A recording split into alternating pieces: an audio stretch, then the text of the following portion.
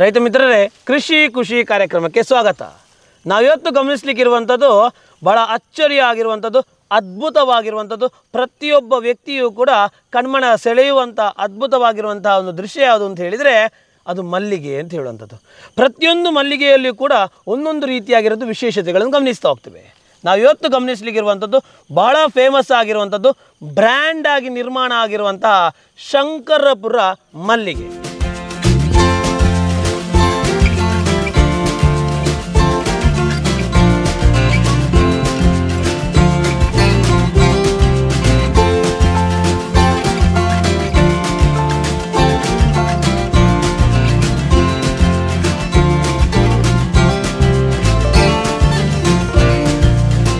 ಶಂಕರಪುರ ಮಲ್ಲಿಗೆ ಅಂತ ಹೇಳಿದ ಕೂಡಲೇ ನಮಗೆ ನೆನಪಾಗುವಂಥದ್ದೊಂದೇ ಪರಿಮಳ ಸೂಸುವಂತಹ ಬಹಳ ಅಂದವಾಗಿ ಕಾಣುವಂತಹ ಆ ಒಂದು ಮಲ್ಲಿಗೆ.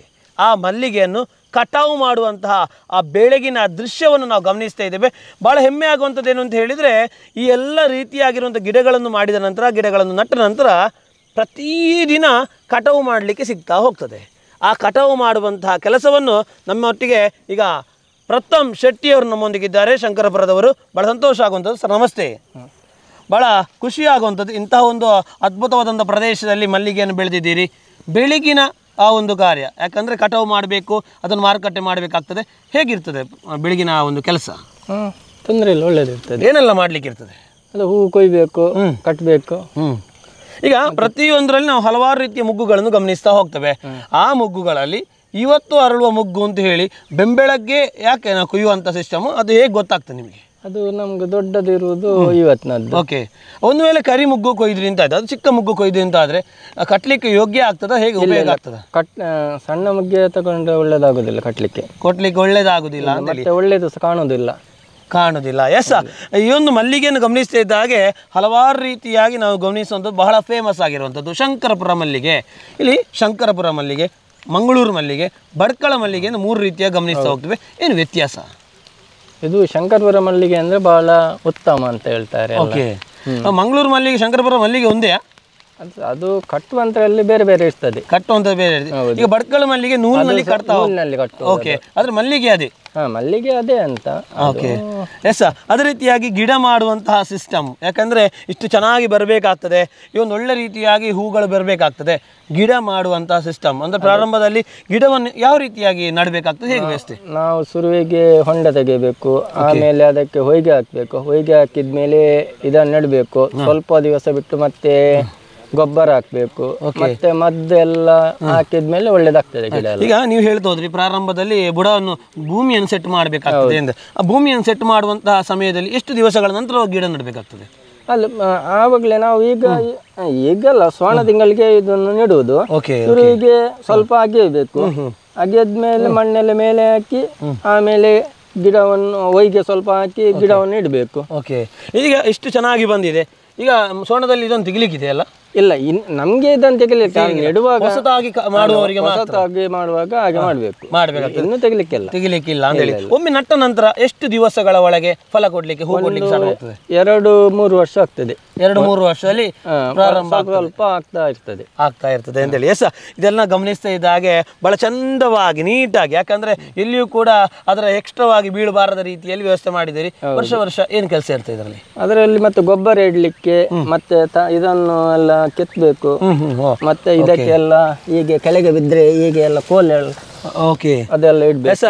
ರೈತ ಮಿತ್ರರೇ ಗಮನಿಸ್ತಾ ಇದ್ದೀರಿ, ಕೆಳಬದಿಯಲ್ಲಿ ಸಂಪೂರ್ಣವಾಗಿ ಅದಕ್ಕೆ ಯಾವುದೇ ಕಾರಣಕ್ಕೆ ಅದು ಬೀಳು ನೆಲಕ್ಕೆ ತಾಗಬಾರ್ದು ಅಂತ ಹೇಳೋ ದೃಷ್ಟಿಯಿಂದ ಕೋಲನ್ನು ಇಟ್ಟಿರುವಂತಹ ಒಂದು ದೃಶ್ಯವನ್ನು ಗಮನಿಸ್ತಾ ಇದ್ದೀರಿ.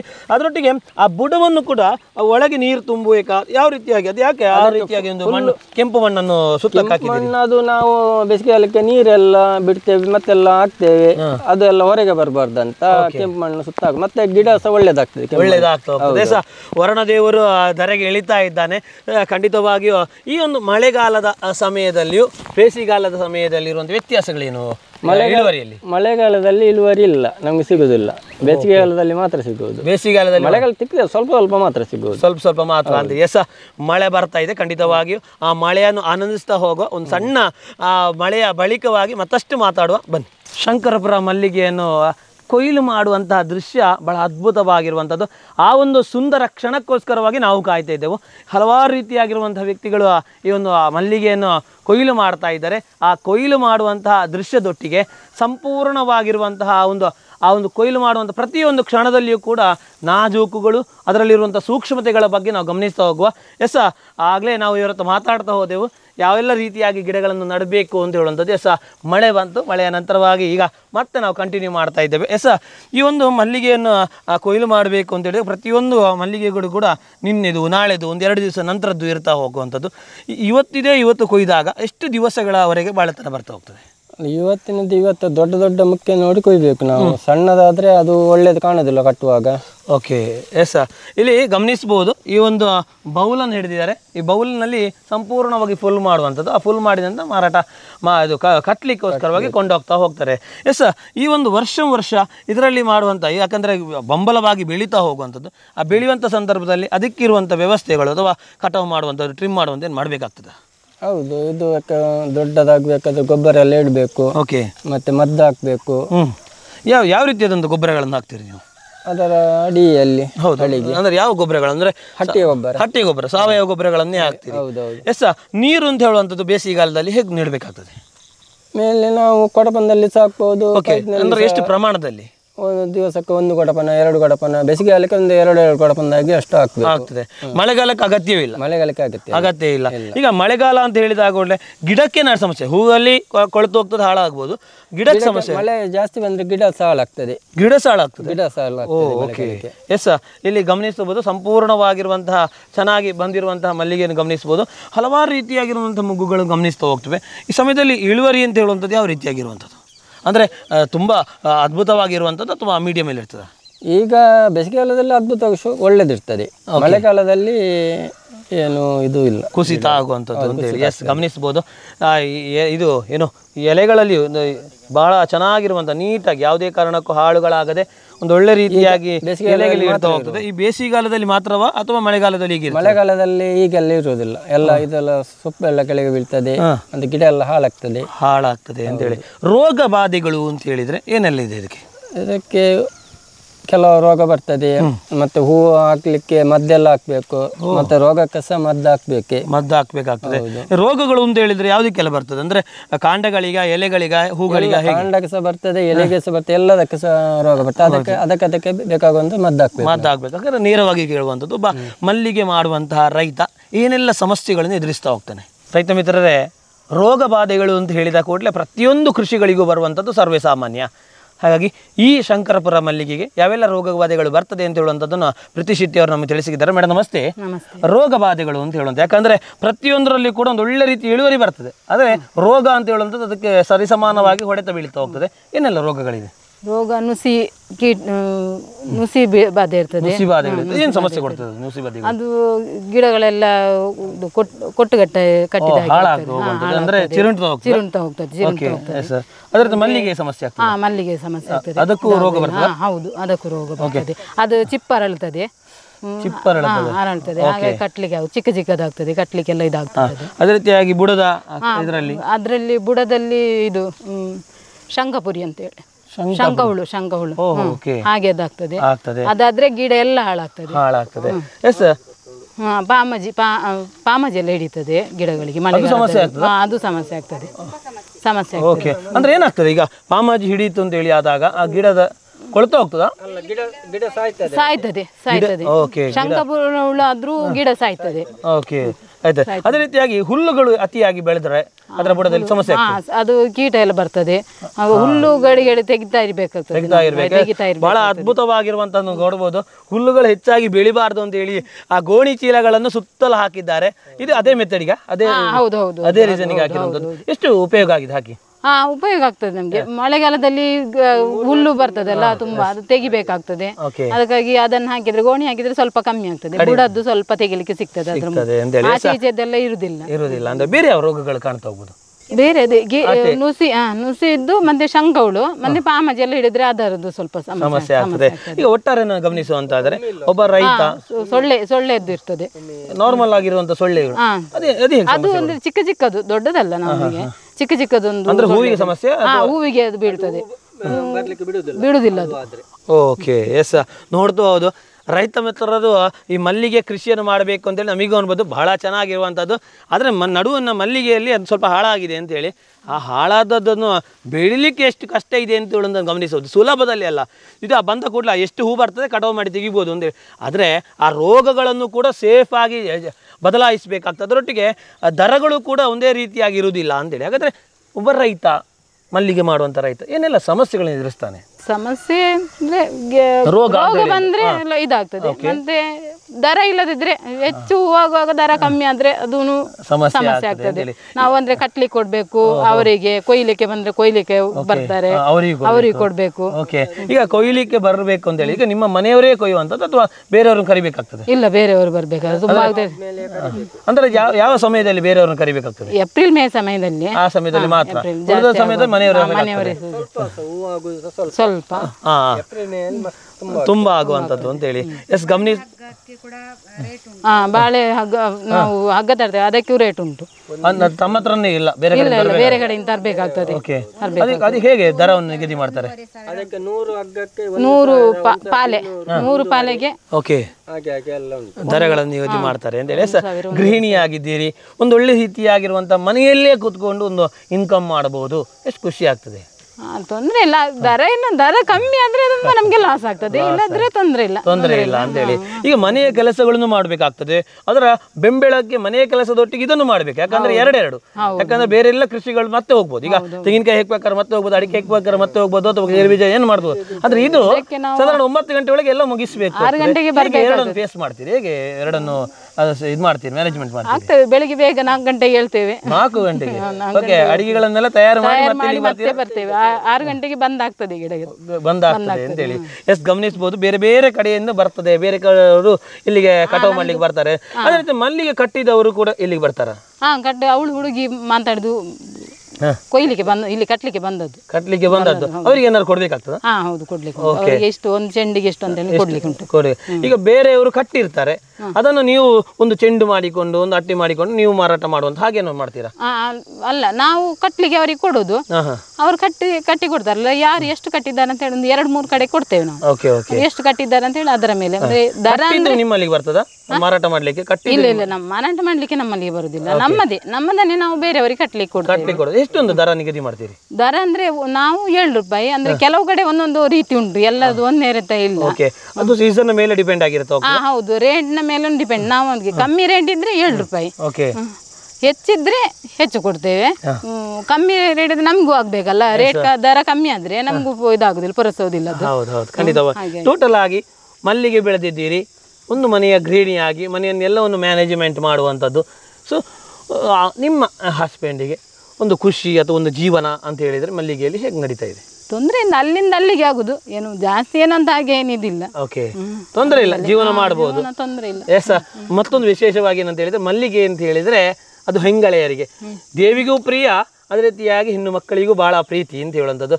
ಹಾಗಾಗಿ ಆ ಒಂದು, ಯಾಕಂದ್ರೆ ಮಹಿಳೆಯಾಗಿ ಮಲ್ಲಿಗೆಯನ್ನು ಮುಡಿಯುವಂಥದ್ದು ಇರ್ಬೋದು, ಮಲ್ಲಿಗೆಯನ್ನು ಕಟ್ತಾ ಇದ್ದೀರಿ. ಆ ಮಲ್ಲಿಗೆ ಅಂತ ಹೇಳಿದರೆ ಎಷ್ಟು ಒಂದು ಏನು ಹೇಳ್ಬೋದು ಶಂಕರಪುರ ಮಲ್ಲಿಗೆ ಬಗ್ಗೆ? ಮಲ್ಲಿಗೆ ಅಂದ್ರೆ ಖುಷಿ ನಮ್ಗೆ, ಶಂಕರಪುರ ಅದರದೊಂದು ಪರಿಮಳನೇ ಬೇರೆ. ಖುಷಿ ಇಲ್ಲ ಅಂತ ಹೇಳಿ. ಆದ್ರೆ ಮಹಿಳೆಯರಿಗೆ ಅಂತ ಹೇಳಿದಾಗ ಮಲ್ಲಿಗೆ ನೋಡಿದ ಕೂಡಲೇ ನೋಡ್ಲಿಕ್ಕೆ ಖುಷಿ, ಕಟ್ಲಿಕ್ಕೂ ಎಷ್ಟು ರಾಶಿ ಇದ್ರ ಬೇಗ ಬೇಗ ಕಟ್ತೇವೆ ಅಂತ ಹೇಳಿ ಒಂದು ಭರವಸೆ ಇರ್ತದೆ, ಆಗ್ತದೆ, ನಾವು ಮಾಡ್ತೇವೆ ಅಂತ ಹೇಳಿ. ಖುಷಿ ಬರೋದಿಲ್ಲ ಅಂತ ಹೇಳಿ. ಖಂಡಿತವಾಗಿಯೂ ಪ್ರತಿಯೊಬ್ಬ ರೈತರಲ್ಲಿಯೂ ಕೂಡ ನೋವಿರುವಂತದ್ದಷ್ಟೇ, ದರ ಕುಸಿತ ಆಗ್ತದೆ. ದರ ಯಾವಾಗ ಯಾವ ರೀತಿಯಾಗಿರುತ್ತೆ ಹೇಳಲಿಕ್ಕೆ ಆಗುದಿಲ್ಲ ಅಂತ ಹೇಳಿ. ಎಸ್, ಇವತ್ತಿನ ದರ ಅಂದಾಜಿಯಲ್ಲಿ ಎಷ್ಟಿದೆ ಅಂತ ಹೇಳುವಂಥದ್ದು ಹೇಗೆ ನಿಗದಿ ಆಗುವಂಥದ್ದು? ಇವತ್ತು 12 ಗಂಟೆಗೆ ನಿಗದಿ ಆಗುವಂಥದ್ದು. ಈಗ ನಿನ್ನೆಯ ದರ ಎಷ್ಟಿತ್ತು ಅಂತ ಹೇಳುವಂಥದ್ದು? ನಿನ್ನೆ 160 ಅಟ್ಟೆಗೆ. 160, ಕೇವಲ ಅಟ್ಟೆಗೆ 160 ಇದ್ದದ್ದು. ನೀವು ಗಮನಿಸ್ಬೋದು, ಮಾರ್ಚ್ ಏಪ್ರಿಲ್ನ ಸಮಯದಲ್ಲಿ ಅಟ್ಟೆಗೆ ಸುಮಾರು 800, 1000ದಷ್ಟು ಹೋಗ್ತದೆ. ಆದರೆ ಈ ಸಮಯದಲ್ಲಿ ನೋಡ್ಬೋದು, ಮಳೆಗಾಲ ಪ್ರಾರಂಭ ಆಗುವಂಥದ್ದು, ಕೇವಲ 160 ಒಂದು ಅಟ್ಟೆ, ಅರ್ಥಾತ್ 4 ಚೆಂಡು, ಅಂದರೆ ಸುಮಾರು 800ರಷ್ಟು ಮಲ್ಲಿಗೆ ಅಂತ ಹೇಳಿದರೆ 8 × 4 ಆದಾಗ ಎಷ್ಟು ಆಗ್ತದೋ ಅಷ್ಟು ಮಲ್ಲಿಗೆಗೆ ಕೇವಲ ಇರುವಂಥದ್ದು 160. ಹಾಗಾಗಿ ರೈತರ ಈ ನೋವಿಗೆ ಹೇಗೆ ಪರಿಹಾರ, ಏನು ಪರಿಹಾರ ಅಂತ ಹೇಳುವಂಥ ನಿಮ್ಮ ಆಲೋಚನೆಯಲ್ಲಿ ಈ ರೀತಿ ಮಾಡಿದರೆ ಇದರ ಒಂದು ಸಮಸ್ಯೆಗೆ ಪರಿಹಾರ ಅಂತ ಹೇಳುವಂಥ ನಿಮ್ಮ ಆಲೋಚನೆಯಲ್ಲಿ ಬಂದಿತ್ತಾ? ಪರಿಹಾರ ನಮಗೆ ಒಂದು ಕಮ್ಮಿ ಅಂದರೆ ಒಂದು ಅಟ್ಟಿಗೆ 300-400 ರೂಪಾಯಿ ಆದರೂ ಸಿಗಬೇಕು. 300-400 ಸಿಕ್ಕಿದ್ರೆ ತೊಂದರೆ ಇಲ್ಲ. ಅಷ್ಟು ಸಿಕ್ಕಿದೆ. ಎಷ್ಟು ಕಮ್ಮಿ ಅಂದರೆ ಅಷ್ಟು ಸಿಗಬೇಕು. ಒಂದು ಅಟ್ಟೆಗೆ ಒಂದು ಅಟ್ಟಿಗೆ ಒಂದು 300-400 ಬೀಳ್ಬೇಕು, ಕಡಿಮೆ ರೇಟ್ ಅಂದ್ರೆ. ಓಕೆ, ಜಾಸ್ತಿ ಅಂದ್ರೆ ತೊಂದರೆ ಇಲ್ಲ. ಜಾಸ್ತಿ ಅಷ್ಟು ಬೀಳಿ ಒಂದು 500-1000 ಸಹ ಬೀಳಿ, 2000 ನಮ್ಗೆ ಬೇಡ. ನಮ್ಗೆ ಒಂದು ಕಮ್ಮಿ ಅಂದ್ರೆ 300-400. ಯಾಕೆ ನಿರ್ಧಾರ ಮಾಡ್ಲಿಕ್ಕೆ ಸಾಧ್ಯ ಆಗ್ಲಿಲ್ಲ ಇಷ್ಟುವರೆಗೆ? ಅದು ಆಗುದಿಲ್ಲ, ಅದು ಜಾಸ್ತಿ ಆಗ್ತದೆ. ನಾವು ಎಂತ ಮಾಡುದು ಅಂತ ಹೇಳ್ತಾರೆ. ಹೂ ಜಾಸ್ತಿ ಆಗ್ತದೆ ಈಗ ಸಮಯದಲ್ಲಿ, ಅಷ್ಟು ಮಾಡ್ಲಿಕ್ಕೆ ಆಗುದಿಲ್ಲ ಅಂತೇಳಿ. ಎಸ್, ಖಂಡಿತವಾಗಿಯೂ ಇನ್ನಷ್ಟು ರೀತಿಯಾಗಿ ಗಮನಿಸಲಿಕ್ಕಿದೆ. ಹೂ ಕಟ್ಟುವಂಥ ದೃಶ್ಯ, ಯಾಕಂದರೆ ಆ ಹೂ ಕಟ್ಟುವಂಥದ್ದು ಇರ್ಬೋದು, ಆ ಹೂವನ್ನೊಂದು ಚೆಂಡು ಒಂದು ಅಟ್ಟಿ ಮಾಡುವಂಥ ದೃಶ್ಯ ಇರ್ಬೋದು, ಇದರಲ್ಲಿರುವಂಥ ನಾಜೂಕು ಸೂಕ್ಷ್ಮತೆಗಳ ಬಗ್ಗೆಯೂ ಗಮನಿಸ್ತಾ ಬರುತ್ತೆ.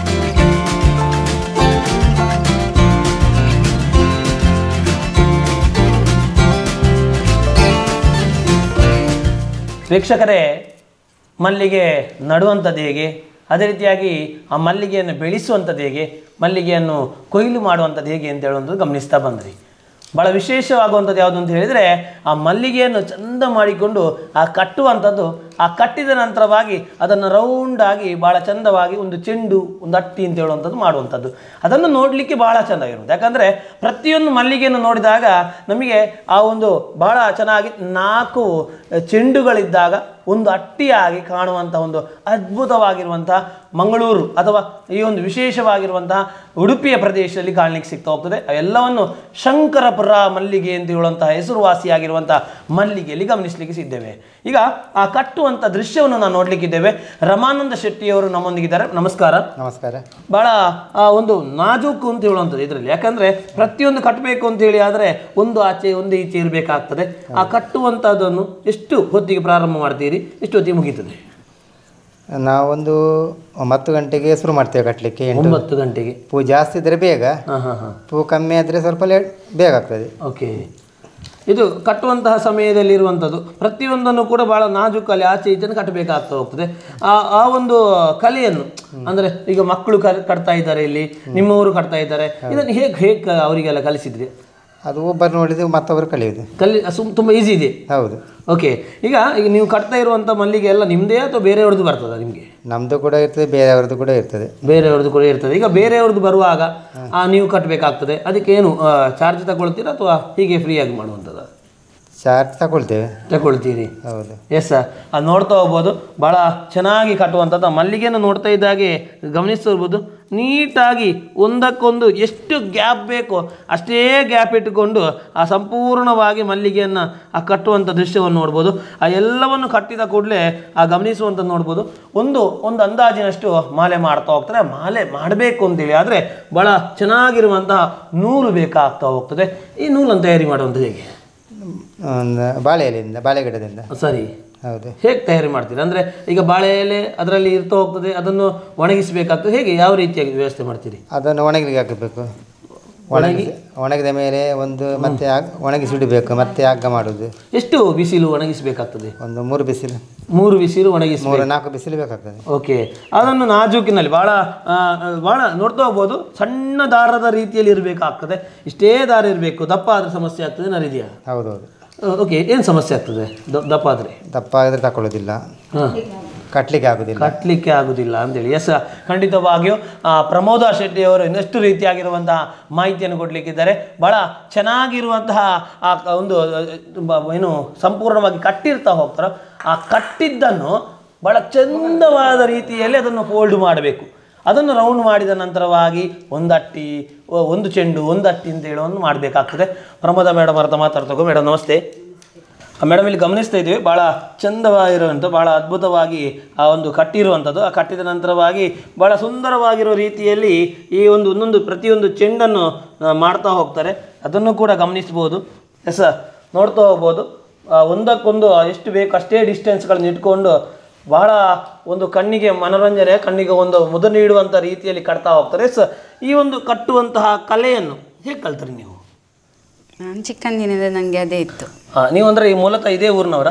ಸೂಡ ಊರಿನವರು. ಅಂದ್ರೆ ಉಡುಪಿ ಪ್ರದೇಶದಲ್ಲಿ? ಇಲ್ಲ, ಇಲ್ಲಿ ಶಂಕರಪುರ. ಕೇಳ್ದಬಹುದು ಶಂಕರಪುರ ಅಂತೇಳಿ ಭಾಳ ಹೆಸರೇ ಕೂಡ. ಆ ಶಂಕರಪುರದ ಪ್ರತಿಯೊಬ್ಬ ವ್ಯಕ್ತಿಯೂ ಕೂಡ ಮಲ್ಲಿಗೆ ಮಾಡುವಂಥದ್ದು ಹೇಗೆ, ಮಲ್ಲಿಗೆ ಕಟ್ಟುವಂಥದ್ದು ಹೇಗೆ, ಮಲ್ಲಿಗೆ ಮಾರಾಟ ಮಾಡುವಂಥದ್ದು ಹೇಗೂ ಕೂಡ ಗೊತ್ತಿರ್ತಾ ಹೋಗ್ತದೆ. ಎಸ್, ನಿಮ್ಮ ಮೊದಲ ಮನೆಯಲ್ಲಿ ಮಲ್ಲಿಗೆಯನ್ನು ಮಾಡುವಂಥದ್ದು ಎಷ್ಟು ಪ್ರಮಾಣದಲ್ಲಿ ಮಾಡ್ತಿದ್ರಿ, ಎಷ್ಟು ಇದರಲ್ಲಿ ಮಾಡ್ತಿದ್ರಿ ಜಾಗದಲ್ಲಿ? ಒಂದು 50 ಗಿಡ. 50 ಗಿಡ ಮಾಡ್ತಾ ಇದ್ರಿ. ಅಂದಾಜು ಎಷ್ಟು ದಿನಕ್ಕೆ ಸಿಗ್ತಿತ್ತು, ಎಷ್ಟು ಚೆಂಡು ಸಿಗ್ತಿತ್ತು ನಿಮಗೆ? ಆ ಸೀಸನಲ್ಲಿ ತುಂಬ ಇತ್ತು, 30, 40, 50 ಚೆಂಡು ಇರ್ತಿತ್ತು. ಓಕೆ. ಈ ಮಳೆಗಾಲದಲ್ಲೆಲ್ಲ ಕಡಿಮೆ ಆಗ್ತಾ ಹೋಗ್ತದೆ ಅಂತೇಳಿ ಈಗ ಖಂಡಿತವಾಗಿ ಗಮನಿಸಬಹುದು. ಮಳೆಗಾಲ ಅಂತ ಹೇಳುವಂಥದ್ದು ಪ್ರಾರಂಭ ಆಗಿದೆ. ಆ ಮಳೆಗಾಲ ಪ್ರಾರಂಭ ಆಗುವಂಥ ಸಮಯದಲ್ಲಿ ನಾವೀಗ ರೆಕಾರ್ಡ್ ಮಾಡ್ತಾ ಇದ್ದೇವೆ. ಎಸ್, ಈ ಸಮಯದಲ್ಲಿ ಮಲ್ಲಿಗೆಯ ಇಳುವರಿ ಯಾವ ರೀತಿಯಾಗಿದೆ? ತುಂಬ ಕಡಿಮೆ ಇರ್ತದೆ. ಸ್ವಲ್ಪ ಕಡಿಮೆ ಇರ್ತದೆ, ತುಂಬಾ ಕಡಿಮೆ, ಸಂಪೂರ್ಣವಾಗಿ ಕುಸಿತ ಆಗ್ತದೆ ಅಂತ ಹೇಳಿದ್ರೆ ಯಾವ ತಿಂಗಳಲ್ಲಿ? ಜೂನ್ ತಿಂಗಳಲ್ಲಿ. ಎಸ್, ಮತ್ತೆ ಅಗೈನ್ ಸ್ಟಾರ್ಟ್ ಆಗುವಂಥದ್ದು ಕರೆಕ್ಟ್ ಆಗಿ ಸೆಪ್ಟೆಂಬರಲ್ಲಿ. ಅತಿ ಹೆಚ್ಚು ಇಳುವರಿ ಬರುವಂಥದ್ದು ಯಾವಾಗ? ಏಪ್ರಿಲ್ ಮೇಯಲ್ಲಿ. ಎಸ್, ಖಂಡಿತವಾಗಿ ನೋಡ್ಬೋದು. ಇಲ್ಲಿ ಇಳುವರಿಯಲ್ಲಿಯೂ ಕೂಡ ವ್ಯತ್ಯಾಸಗಳನ್ನು ಗಮನಿಸ್ತಾ ಹೋಗುವಂಥದ್ದು. ಆ ಇಳುವರಿ ವ್ಯತ್ಯಾಸ ಇರುವಾಗ ಆದಾಯಕ್ಕೆ ಸಮಸ್ಯೆ ಆಗುದಿಲ್ವಾ? ಇಳುವರಿ ಕಡಿಮೆ ಆಗುದಂದ್ರೆ ಮಳೆಗಾಲದಲ್ಲಿ, ಹೆಚ್ಚಾಗುದಂದ್ರೆ ಏಪ್ರಿಲ್ ಮೇ. ಮಳೆಗಾಲದಲ್ಲಿ ನಮ್ಗೆ ಕಷ್ಟ. ಇದೇ ಇರುವುದರಿಂದ ತುಂಬಾ ಕಷ್ಟ ಆಗ್ತದೆ ಅಂತ ಹೇಳಿ. ಮೇಡಮ್, ಈಗ ಒಂದು ಚೆಂಡು ಆಗ್ಬೇಕು ಅಂತ ಹೇಳಿದಾಗ ಎಷ್ಟು ಮಲ್ಲಿಗೆ ಅದರಲ್ಲಿ ಇರ್ತಾ ಹೋಗ್ತದೆ? ಅದರಲ್ಲಿ 800 ಇರ್ತದೆ ಹೂ. ಒಂದು ಚೆಂಡಲ್ಲಿ 800 ಹೂ ಇರ್ಬೇಕು. ಮತ್ತೆ 800 ಅಂದ್ರೆ ಆಚೆ ಈಚೆ ಸೇರಿ ಟೋಟಲ್ 400 ಇರ್ತದೆ. 400 ಸರಿ ಅಲ್ವಾ? ಅದೇ ರೀತಿಯಾಗಿ ಒಂದು ಚೆಂಡು ಆಗ್ಬೇಕು ಅಂತ ಹೇಳಿದ್ರೆ ಎಷ್ಟು ರೌಂಡ್ಗಳು ಇರ್ಬೇಕಾಗ್ತದೆ ಅಂದ್ರೆ ಇಲ್ಲಿ ಗಮನಿಸಬಹುದು. 6 ಸುತ್ತುಗಳು ಇರಬೇಕಾಗ್ತದೆ. 6 ಸುತ್ತುಗಳು ಸೇರಿದಾಗ ಒಂದು ಚೆಂಡು ಆಗ್ತದೆ. ಆ ಒಂದು ಚೆಂಡು 4 ಚೆಂಡು ಆದಾಗ ಒಂದು ಅಟ್ಟಿ ಆಗ್ತಾ ಹೋಗ್ತದೆ. ಈಗ ನಿಮಗೆ ಒಂದು ಚೆಂಡು ಆಗ್ಬೇಕಾದ್ರೆ ಇಷ್ಟೇ ದೊಡ್ಡದಾಗಬೇಕು ಅಂತ ಹೇಳಿ ಹೇಗದು ಅಂದಾಜಿ? ಅದು ಅಲ್ಲಿ ಹೇಳ್ತಾರಲ್ಲ ಅವರು 800 ಹೂ ಇರಬೇಕು, ಇಷ್ಟು ಉದ್ದ ಇರಬೇಕು. ಎಷ್ಟು ಉದ್ದ ಅಂತ ಹೇಳ್ತಾರೆ, ಅದು ಹೇಗೆ? ಅದು 800 ಹೂ ಇರಬೇಕು. 6 ಸುತ್ತು ಇರಬೇಕು. 800 ಹೂವನ್ನು ನಮಗೀಗ ಅಳತೆ ಮಾಡಲಿಕ್ಕೆ ಮಾಡೋದಿಲ್ಲ. 6 ಸುತ್ತು. ಆಗ ನೀವು ಅಂದಾಜು ಎಷ್ಟು ಹೇಗೆ ಅಂತ ಹೇಳಿ ಇಷ್ಟು ಗ್ಯಾಪ್ ಇಟ್ಟು ಅದು ಈಗ ಗೇಣದ ಹಾಗೆ ಇಡ್ತೇವೆ. ಗೇಣಿದ ಹಾಗೆ ಇಡ್ತಾರೆ. ನೋಡ್ತಾ ಹೋಗ್ಬೋದು. ಒಂದು ಗೇಣು ಅಂತ ಹೇಳುವಂಥದ್ದು ಲೆಕ್ಕದಲ್ಲಿ ಅವ್ರು ಇಡ್ತಾ ಹೋಗ್ತಾರೆ. ನೋಡ್ತಾ ಹೋಗ್ಬೋದು. ಒಂದು ಗೇಣು ಅಂತ ಹೇಳಿದಾಗ ನೋಡಿ ಕ್ಲಿಯರ್ ಕಟ್ ಆಗಿ ಆ ಒಂದು ಗೇಣು ನಮಗೆ ಬರುವಂತಹ ದೃಶ್ಯವನ್ನು ಗಮನಿಸ್ತಾ ಹೋಗ್ತೇವೆ. ಆ ಮೂಲಕವಾಗಿ ಒಂದು ಚೆಂಡು ಮಾಡ್ತಾ ಹೋಗ್ತಾರೆ. ಇಲ್ಲಿ ಒಂದು ಚೆಂಡು ಮಾಡುವ ಮೊದಲು ಮೇಡಮ್ ಈ ರೀತಿಯಾಗಿ ರೌಂಡ್ ಮಾಡುವಂತ ಕಾನ್ಸೆಪ್ಟ್ ಯಾಕೆ, ಯಾವ ಉದ್ದೇಶ? ಅದು ಮಾಡ್ಬೋದು ಈಗ, ಆದ್ರೆ ಇದು ಒಳ್ಳೇದು, ಚೆನ್ನಾಗಿ ಕಾಣ್ತದೆ ಅಂತ ಹೇಳಿ, ನೀಟಾಗಿ ಬರಬೇಕು ಅಂತ ಹೇಳಿದಾಗ ಯಾವುದೇ ಕಾರಣಕ್ಕೂ ಒಂದು ಆಚೆ ಒಂದು ಈಚೆ ತಿರುಗಿ ಇರಬಾರ್ದು ಅಂತ ಹೇಳೋ ದೃಷ್ಟಿಯಿಂದ ಕಾರಣವಾಗಿ ನೀಟಾಗಿ ಬರಬೇಕು ಅಂತ ಹೇಳೋ ದೃಷ್ಟಿಯಿಂದ ಒಂದು ರೌಂಡ್ ಆಗಿ ಮಾಡ್ತಾ ಹೋಗ್ತಾರೆ. ಮೇಡಮ್, ಇದನ್ನೇ ಡೈರೆಕ್ಟ್ ಆಗಿ ಮಾಡ್ಬೋದಲ್ಲ, ಯಾಕೆ ನೀವು ಇದೇ ರೀತಿ ಮಾಡಬೇಕು? ತಗೊಳ್ಳುದಿಲ್ಲ. ಎಸ್, ನೋಡಬಹುದು, ನೋಡ್ಲಿಕ್ಕೆ ಚೆನ್ನಾಗಿ ಕಾಣ್ತಾ ಹೋಗ್ತದೆ. ಆದರೆ ಒಂದು ಚೆಂಡು ಬೇಕು ಅಂತ ಹೇಳಿದಾಗ ಅಷ್ಟು ಸುಲಭಕ್ಕೆ ಅದನ್ನು ಲೆಕ್ಕ ಮಾಡಿ ಕೊಡ್ಲಿಕ್ಕೆ ಸಾಧ್ಯ ಆಗುದಿಲ್ಲ. ಆ ದೃಷ್ಟಿಯಿಂದ ನೋಡ್ತಾ ಹೋಗ್ಬೋದು. ಈ ರೀತಿಯಾಗಿ ಮಾಡ್ತಾ ಹೋಗ್ತಾರೆ. ಎಸ್, ಇದನ್ನು ಮುಂದೆ ಪ್ರತಿಯೊಂದು ಅಟ್ಟಿ ಆದಾಗ ಅದನ್ನು ಮಾರುಕಟ್ಟೆಗೆ ನೀಡಬೇಕಾಗ್ತದೆ.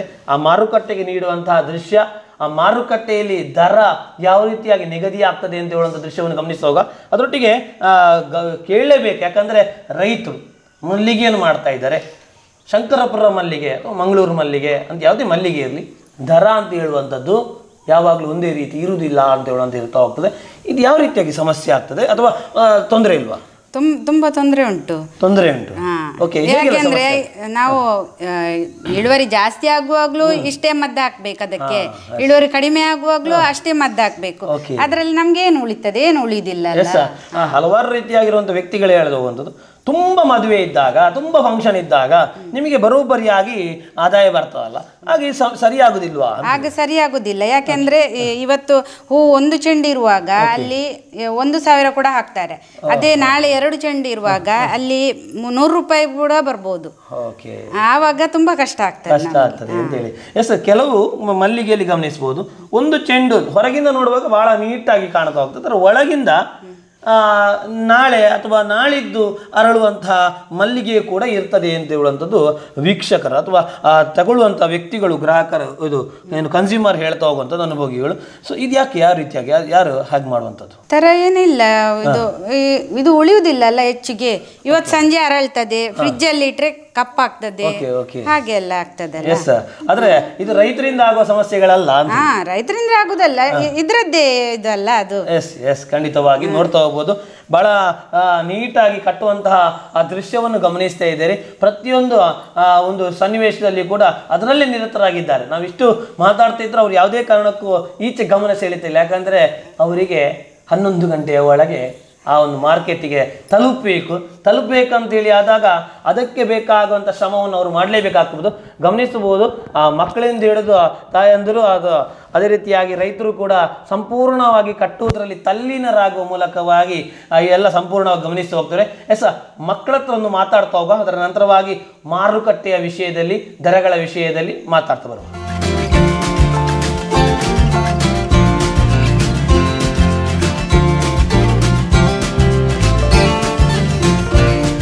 ಶಂಕರಪುರ ಮಲ್ಲಿಗೆಯನ್ನು ಕಟ್ಟುವಂತಹ ಆ ದೃಶ್ಯದಲ್ಲಿ ಮಕ್ಕಳು ಕೂಡ ಕಟ್ತಾರೆ ಅಂತ ಹೇಳುವಂಥದ್ದು ಆಗಲೇ ತಿಳಿಸ್ತಾ ಹೋದೆವು. ಕೃತಿಕಾ ಮತ್ತು ವೃದ್ಧಿಯವರು ಕಟ್ಟುವಂತಹ ಒಂದು ಆ ನೈಪುಣ್ಯತೆಯನ್ನು ಕಲಿಸಿದ್ದಾರೆ. ಭಾಳ ಚೆನ್ನಾಗಿ ನೋಡ್ತಾ ಹೋಗ್ಬೋದು. ಭಾಳ ಸ್ಪೀಡಾಗಿ ಆ ಕಟ್ಟುವಂತಹ ಒಂದು ಕ್ಷಣವನ್ನು ಗಮನಿಸ್ತಿದ್ದೀರಿ. ಕೃತಿಕಾ ಅವರ ಹತ್ರ ಮಾತಾಡ್ತಾ ಹೋಗ. ನಮಸ್ಕಾರ ವೃದ್ಧಿಯವರು, ನಮಸ್ಕಾರ. ಇದನ್ನು ಮಾಡಬೇಕು, ಇದನ್ನು ಶಂಕರಪುರ ಮಲ್ಲಿಗೆ ಅಂತ ಹೇಳೋದು, ಅದನ್ನು ಕಟ್ಟಬೇಕು ಅಂತ ಹೇಳಿದಾಗ ಹೇಗೆ ಕಲ್ತ್ರಿ? ಯಾವ ರೀತಿ ಕಲ್ತ್ರಿ? ಅಮ್ಮ ಕಟ್ತಿದ್ರು, ಅದನ್ನು ನೋಡಿ ಕಲ್ತ್ರಿ. ಎಷ್ಟು ದಿವಸ ಬೇಕಾಯ್ತು ಕಲೀಲಿಕ್ಕೆ? ಒಂದು 5 ದಿವಸ. ಕೇವಲ 5 ದಿವಸ? ಕಟ್ಟಬೇಕು ಅಂತ ಹೇಳಿ ಹೇಗೆ ಇಂಟ್ರೆಸ್ಟ್ ಬಂತು ನಿಮಗೆ? ಅದು ಅವ್ರು ಕಟ್ತಿದ್ರಲ್ಲ, ಅದು ನೋಡಿ ನನಗೆ ಸಹ ಆಯ್ತು. ಈಗ ನಿಮ್ಮ ಫ್ರೆಂಡ್ಸ್ಗಳು, ಶಾಲೆಯಲ್ಲಿ ಇರೋ ಫ್ರೆಂಡ್ಸ್ಗಳು, ಯಾಕಂದರೆ ಮಂಗಳೂರು, ಉಡುಪಿ ಅಂತ ಹೇಳಿದ ಕೂಡಲೇ ಹಲವಾರು ಪ್ರದೇಶಗಳಲ್ಲಿ ಶಂಕರಪುರದಲ್ಲಿ ಸಂಪೂರ್ಣವಾಗಿ ಮಲ್ಲಿಗೆ ಮಾಡ್ತಾ ಹೋಗ್ತಾರೆ. ಫ್ರೆಂಡ್ಸ್ಗಳು ಮಲ್ಲಿಗೆಯನ್ನು ಕಟ್ತಾರಾ? ಒಬ್ಬೊಬ್ಬರು ಕಟ್ತಾರೆ. ಖಂಡಿತವಾಗಿ ಇದನ್ನೆಲ್ಲ ಕಟ್ಟುವಂತಹ ದೃಶ್ಯ, ಅಥವಾ ಭಾಳ ಚೆನ್ನಾಗಿ ಆ ಮಲ್ಲಿಗೆಯನ್ನು ಕಟ್ಟಬೇಕು ಅಂತ ಹೇಳಿದ್ರೆ ನೀವು ಕಟ್ಟಿದ ನಂತರ ನೋಡಲಿಕ್ಕೂ ಕೂಡ ಖುಷಿ ಆಗ್ತದೆ. ಟೋಟಲ್ ಆಗಿ ಹೇಳುವುದಂತಾರೆ, ಈ ಒಂದು ಮಲ್ಲಿಗೆ ಕಟ್ಟುವಂತಹ ಒಂದು ಖುಷಿ ಹೇಗಿದೆ ನಿಮಗೆ? ತುಂಬ ಖುಷಿ ಆಗ್ತದೆ. ಅದೇ ರೀತಿಯಾಗಿ ಈ ಮಲ್ಲಿಗೆ ಅಂತ ಹೇಳುವಂಥದ್ದು ಕೂಡ ಬಹಳ ಫೇಮಸ್ ಆಗಿರುವಂಥದ್ದು. ಯಾಕಂದರೆ ಹಲವಾರು ರೀತಿಯಾಗಿ ಒಂದು ಮಲ್ಲಿಗೆ ಗಮನಿಸಿ ಹೋಗ್ತೀವಿ, ಕಾಕಡ ಅಥವಾ ಬೇರೆ ಬೇರೆ ರೀತಿಯಾಗಿ ಗಮನಿಸಿ ಹೋಗ್ತೇವೆ, ಜಾಜಿ. ಆದರೆ ಶಂಕರಪುರ ಮಲ್ಲಿಗೆ ಅಂತ ಹೇಳಿದ ಕೂಡ ಒಂದು ಟ್ರೆಂಡ್ ಇದೆ. ಆ ಟ್ರೆಂಡಿನ ಬಗ್ಗೆ ವಿದ್ಯಾರ್ಥಿಯಾಗಿ, ಒಂದು ಮಕ್ಕಳಾಗಿ ಯಾವ ರೀತಿಯಾಗಿ ಖುಷಿ ಇದೆ ಅಂದರೆ ಶಂಕರಪುರ ಮಲ್ಲಿಗೆ ಬಗ್ಗೆ? ತುಂಬ ಖುಷಿ ಆಗ್ತದೆ ಅದನ್ನು ಕಟ್ಟುವಾಗ ಎಲ್ಲ. ಓಕೆ, ಅದರ ಪರಿಮಳ ಅಂತ ಹೇಳುವಂಥದ್ದು, ಅದನ್ನು ತಲೆಗಿಡುವಂಥದ್ದು ಅಂತ ಹೇಳಿದರೆ ಇದರ ಬಗ್ಗೆ ಏನು ಹೇಳ್ತೀರಿ? ಶಂಕರಪುರ ಮಲ್ಲಿಗೆ ಪರಿಮಳ ಇರ್ತದೆ, ಮತ್ತು ಅದು ಕಟ್ಟುವಾಗ ತುಂಬ ಖುಷಿ ಆಗ್ತದೆ. ಅದು ತಲೆಗೆಲ್ಲ ಇಡುವಾಗ, ನೋಡುವಾಗ ಎಲ್ಲ ತುಂಬ ಖುಷಿ ಆಗ್ತದೆ ಅನ್ನೋದು. ಖುಷಿ ಆಗ್ತದೆ. ಈಗ ಆ ಮಾರ್ಕೆಟಿಗೆ ಕೊಟ್ಟ ನಂತರ ಅವರು ಪರ್ಚೇಸ್ ಮಾಡಿ ಅವರ ತಲೆಗಳಲ್ಲಿ ನೀವು ಫಂಕ್ಷನ್ಗೆ ಹೋದಾಗ ಕಾಣ್ತಾ ಹೋಗ್ತೀರಿ. ಎಷ್ಟು ಖುಷಿ ಆಗ್ತದೆ. ನಾನು ಕಟ್ಟಿರುವಂತಹ ಮಲ್ಲಿಗೆಗಳು ಅದನ್ನು ಅವರು ತಲೆಯಲ್ಲಿ ಇಟ್ಕೊಂಡು ಭಾಳ ಸ್ಟೈಲ್ ಆಗಿ ಇಡ್ತಾ ಹೋಗ್ತಾರೆ. ಇದರ ಬಗ್ಗೆ ಯಾವ ರೀತಿ ಖುಷಿ ಆಗ್ತದೆ? ನಾವು ಕಟ್ಟಿದ ಸಾರ್ಥಕ ಆಯ್ತು ಅಂತ ಆಗ್ತದೆ ನೋಡುವಾಗ.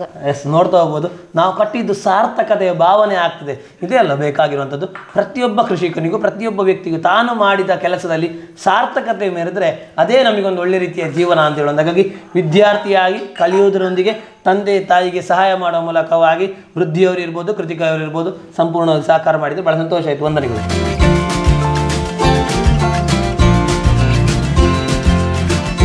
ಮಲ್ಲಿಗೆ ಮಾಡುವಂತಹ ಪ್ರತಿಯೊಬ್ಬ ರೈತನಿಗೂ ಕೂಡ ದರ ಅಂತ ಹೇಳುವಂಥದ್ದು, ಮಾರುಕಟ್ಟೆ ಅಂತ ಹೇಳುವಂಥದ್ದು ವೆರಿ ಇಂಪಾರ್ಟೆಂಟ್ ಆಗಿರುತ್ತೆ. ಯಾಕಂದರೆ ಅವನು ಎಷ್ಟೇ ಬೆಳೀಲಿ, ಅವನಿಗೊಂದು ಸುಸಜ್ಜಿತವಾದಂಥ ಮಾರುಕಟ್ಟೆ ಇದೆ ಅಂತ ಹೇಳಿದರೆ ಯಾವಾಗ ಕೂಡ ಭಯ ಇರುವುದಿಲ್ಲ. ಹಾಗಾಗಿ ಈ ಒಂದು ಪ್ರದೇಶದಲ್ಲಿ ಶಂಕರಪುರ ಅಂತ ಹೇಳುವಂಥ ಬಹಳ ಪ್ರಸಿದ್ಧವಾಗಿರುವಂಥ ಮಲ್ಲಿಗೆಗೆ ಮಾರುಕಟ್ಟೆ ಅಂತ ಹೇಳುವಂಥದ್ದು ಈ ಒಂದು ಪ್ರದೇಶದಲ್ಲಿ ಗಮನಿಸ್ತಾ ಹೋಗ್ತೇವೆ. ಶಂಕರಪುರದ ಪ್ರದೇಶದಲ್ಲಿ ಮಾರುಕಟ್ಟೆ ವ್ಯವಸ್ಥೆಯನ್ನು ಮಾಡಿಕೊಂಡಿರುವಂಥ ಶ್ರೀಯುತ ವಿಲ್ಸನ್ ರೋಡ್ರಿಗಸ್ ಅವರು ನಮ್ಮೊಂದಿಗಿದ್ದಾರೆ. ಸರ್ ನಮಸ್ತೆ. ನಮಸ್ತೆ. ಎಷ್ಟು ವರ್ಷದಿಂದ ಮಾರುಕಟ್ಟೆ ವ್ಯವಸ್ಥೆಯನ್ನು ಮಾಡಿದ್ದೀರಿ? ನಾವೊಂದು 40 ವರ್ಷಗಳಿಂದ. ಸಾಧಾರಣ ಎಷ್ಟು ಊರಿನ ಪ್ರದೇಶದವರು ಬರ್ತಾರೆ ಇಲ್ಲಿಗೆ? ಇಲ್ಲೇನು ಮೊದಲು ಶೀರುವ ಬೆಳ್ಮಣ್ಣಲ್ಲಿಂದ ಹೂ ಬರ್ತಿತ್ತು. ಇವಾಗ ಅಲ್ಲಲ್ಲಿ ಮಾರುಕಟ್ಟೆ ಆಗಿ ಆ ಹೂ ಅಲ್ಲಿ ಹೋಗ್ತದೆ. ಮತ್ತೆ ನಮಗೆ ಬರೋದೀಗ ಮೂಡ್ಬೆಳ್ಳೆ ಮತ್ತೆ ಪಿಲಾರ್ಕನ್ ಒಂದು ಮಾಡ್ತದೆ. ಈಗ ಶಂಕರಪುರ ಅಂತ ಹೇಳೋ ಮಲ್ಲಿಗೆ ಬಹಳ ಡಿಮಾಂಡ್, ಬಹಳ ವಿಶೇಷತೆ ಅಂತ ಹೇಳುವಂಥದ್ದು. ದಿನಕ್ಕೆ ಅಂದಾಜು ಎಷ್ಟು ಅಟ್ಟಿ ಬರ್ತದೆ? ದಿನಕ್ಕೊಂದು 5-6 ಸಾವಿರ ಇದೆ. ಅಂದರೆ ಶಂಕರಪುರ ಇಲ್ಲಿ ಬರೋದು 5-6 ಸಾವಿರ ಅಟ್ಟಿ ಬರ್ಬೋದು. ಬೇರೆ ಕಡೆ ನಿಮ್ಮ ಮಾರುಕಟ್ಟೆಗೆ 5-10 ಸಾವಿರ ಅಟ್ಟಿ ಬರ್ತದೆ. ಅಟ್ಟಿ ಸುಮಾರು ಒಂದು ಚೆಂಡು ಅಂತ ಹೇಳಿದರೆ ನಾವು ಗಮನಿಸುವಂಥದ್ದು 4 ಸೇರಬೇಕು. ಅದಾದಮೇಲೆ ಅಟ್ಟಿ ಅಂತ ಹೇಳೋ ಆಗಲೇ ಗಮನಿಸ್ತಾ ಹೋದೆವು. ಹಾಗಾಗಿ ಆ ಒಂದು ಅಟ್ಟಿ ಅಂತ ಹೇಳುವಂಥದ್ದು ಗಮನಿಸ್ತಾ ಹೋಗ್ತದೆ. ಇಂಥ ಒಂದು ಅಟ್ಟಿ ಸುಮಾರು 10,000ದಷ್ಟು ಮಿಗಿಲಾಗಿ ಬರುವಂಥದ್ದು ಅಂತ ಹೇಳುವಂಥದ್ದು ತಿಳಿಸ್ತಾ ಹೋದರೆ ಮಾರುಕಟ್ಟೆ ಅಂತ ಹೇಳುವಂಥದ್ದು ಖಂಡಿತವಾಗಿ ನಿರ್ಧಾರ ಆಗುವಂಥದ್ದು. ಯಾಕಂದರೆ ದರ ನಿರ್ಧಾರ ಆಗಬೇಕು. ಶಂಕರಪುರ ಮಲ್ಲಿಗೆ ಅದು ಮಲ್ಲಿಗೆ ಅಂತ ಹೇಳೋದಾದರೆ ದರ ಅಂತ ಹೇಳುವಂಥದ್ದು ಯಾವತ್ತೂ ಒಂದೇ ರೀತಿಯಾಗಿ ಇರುವುದಿಲ್ಲ. ದರ ನಿರ್ಧಾರ ಆಗೋದು ಹೇಗೆ?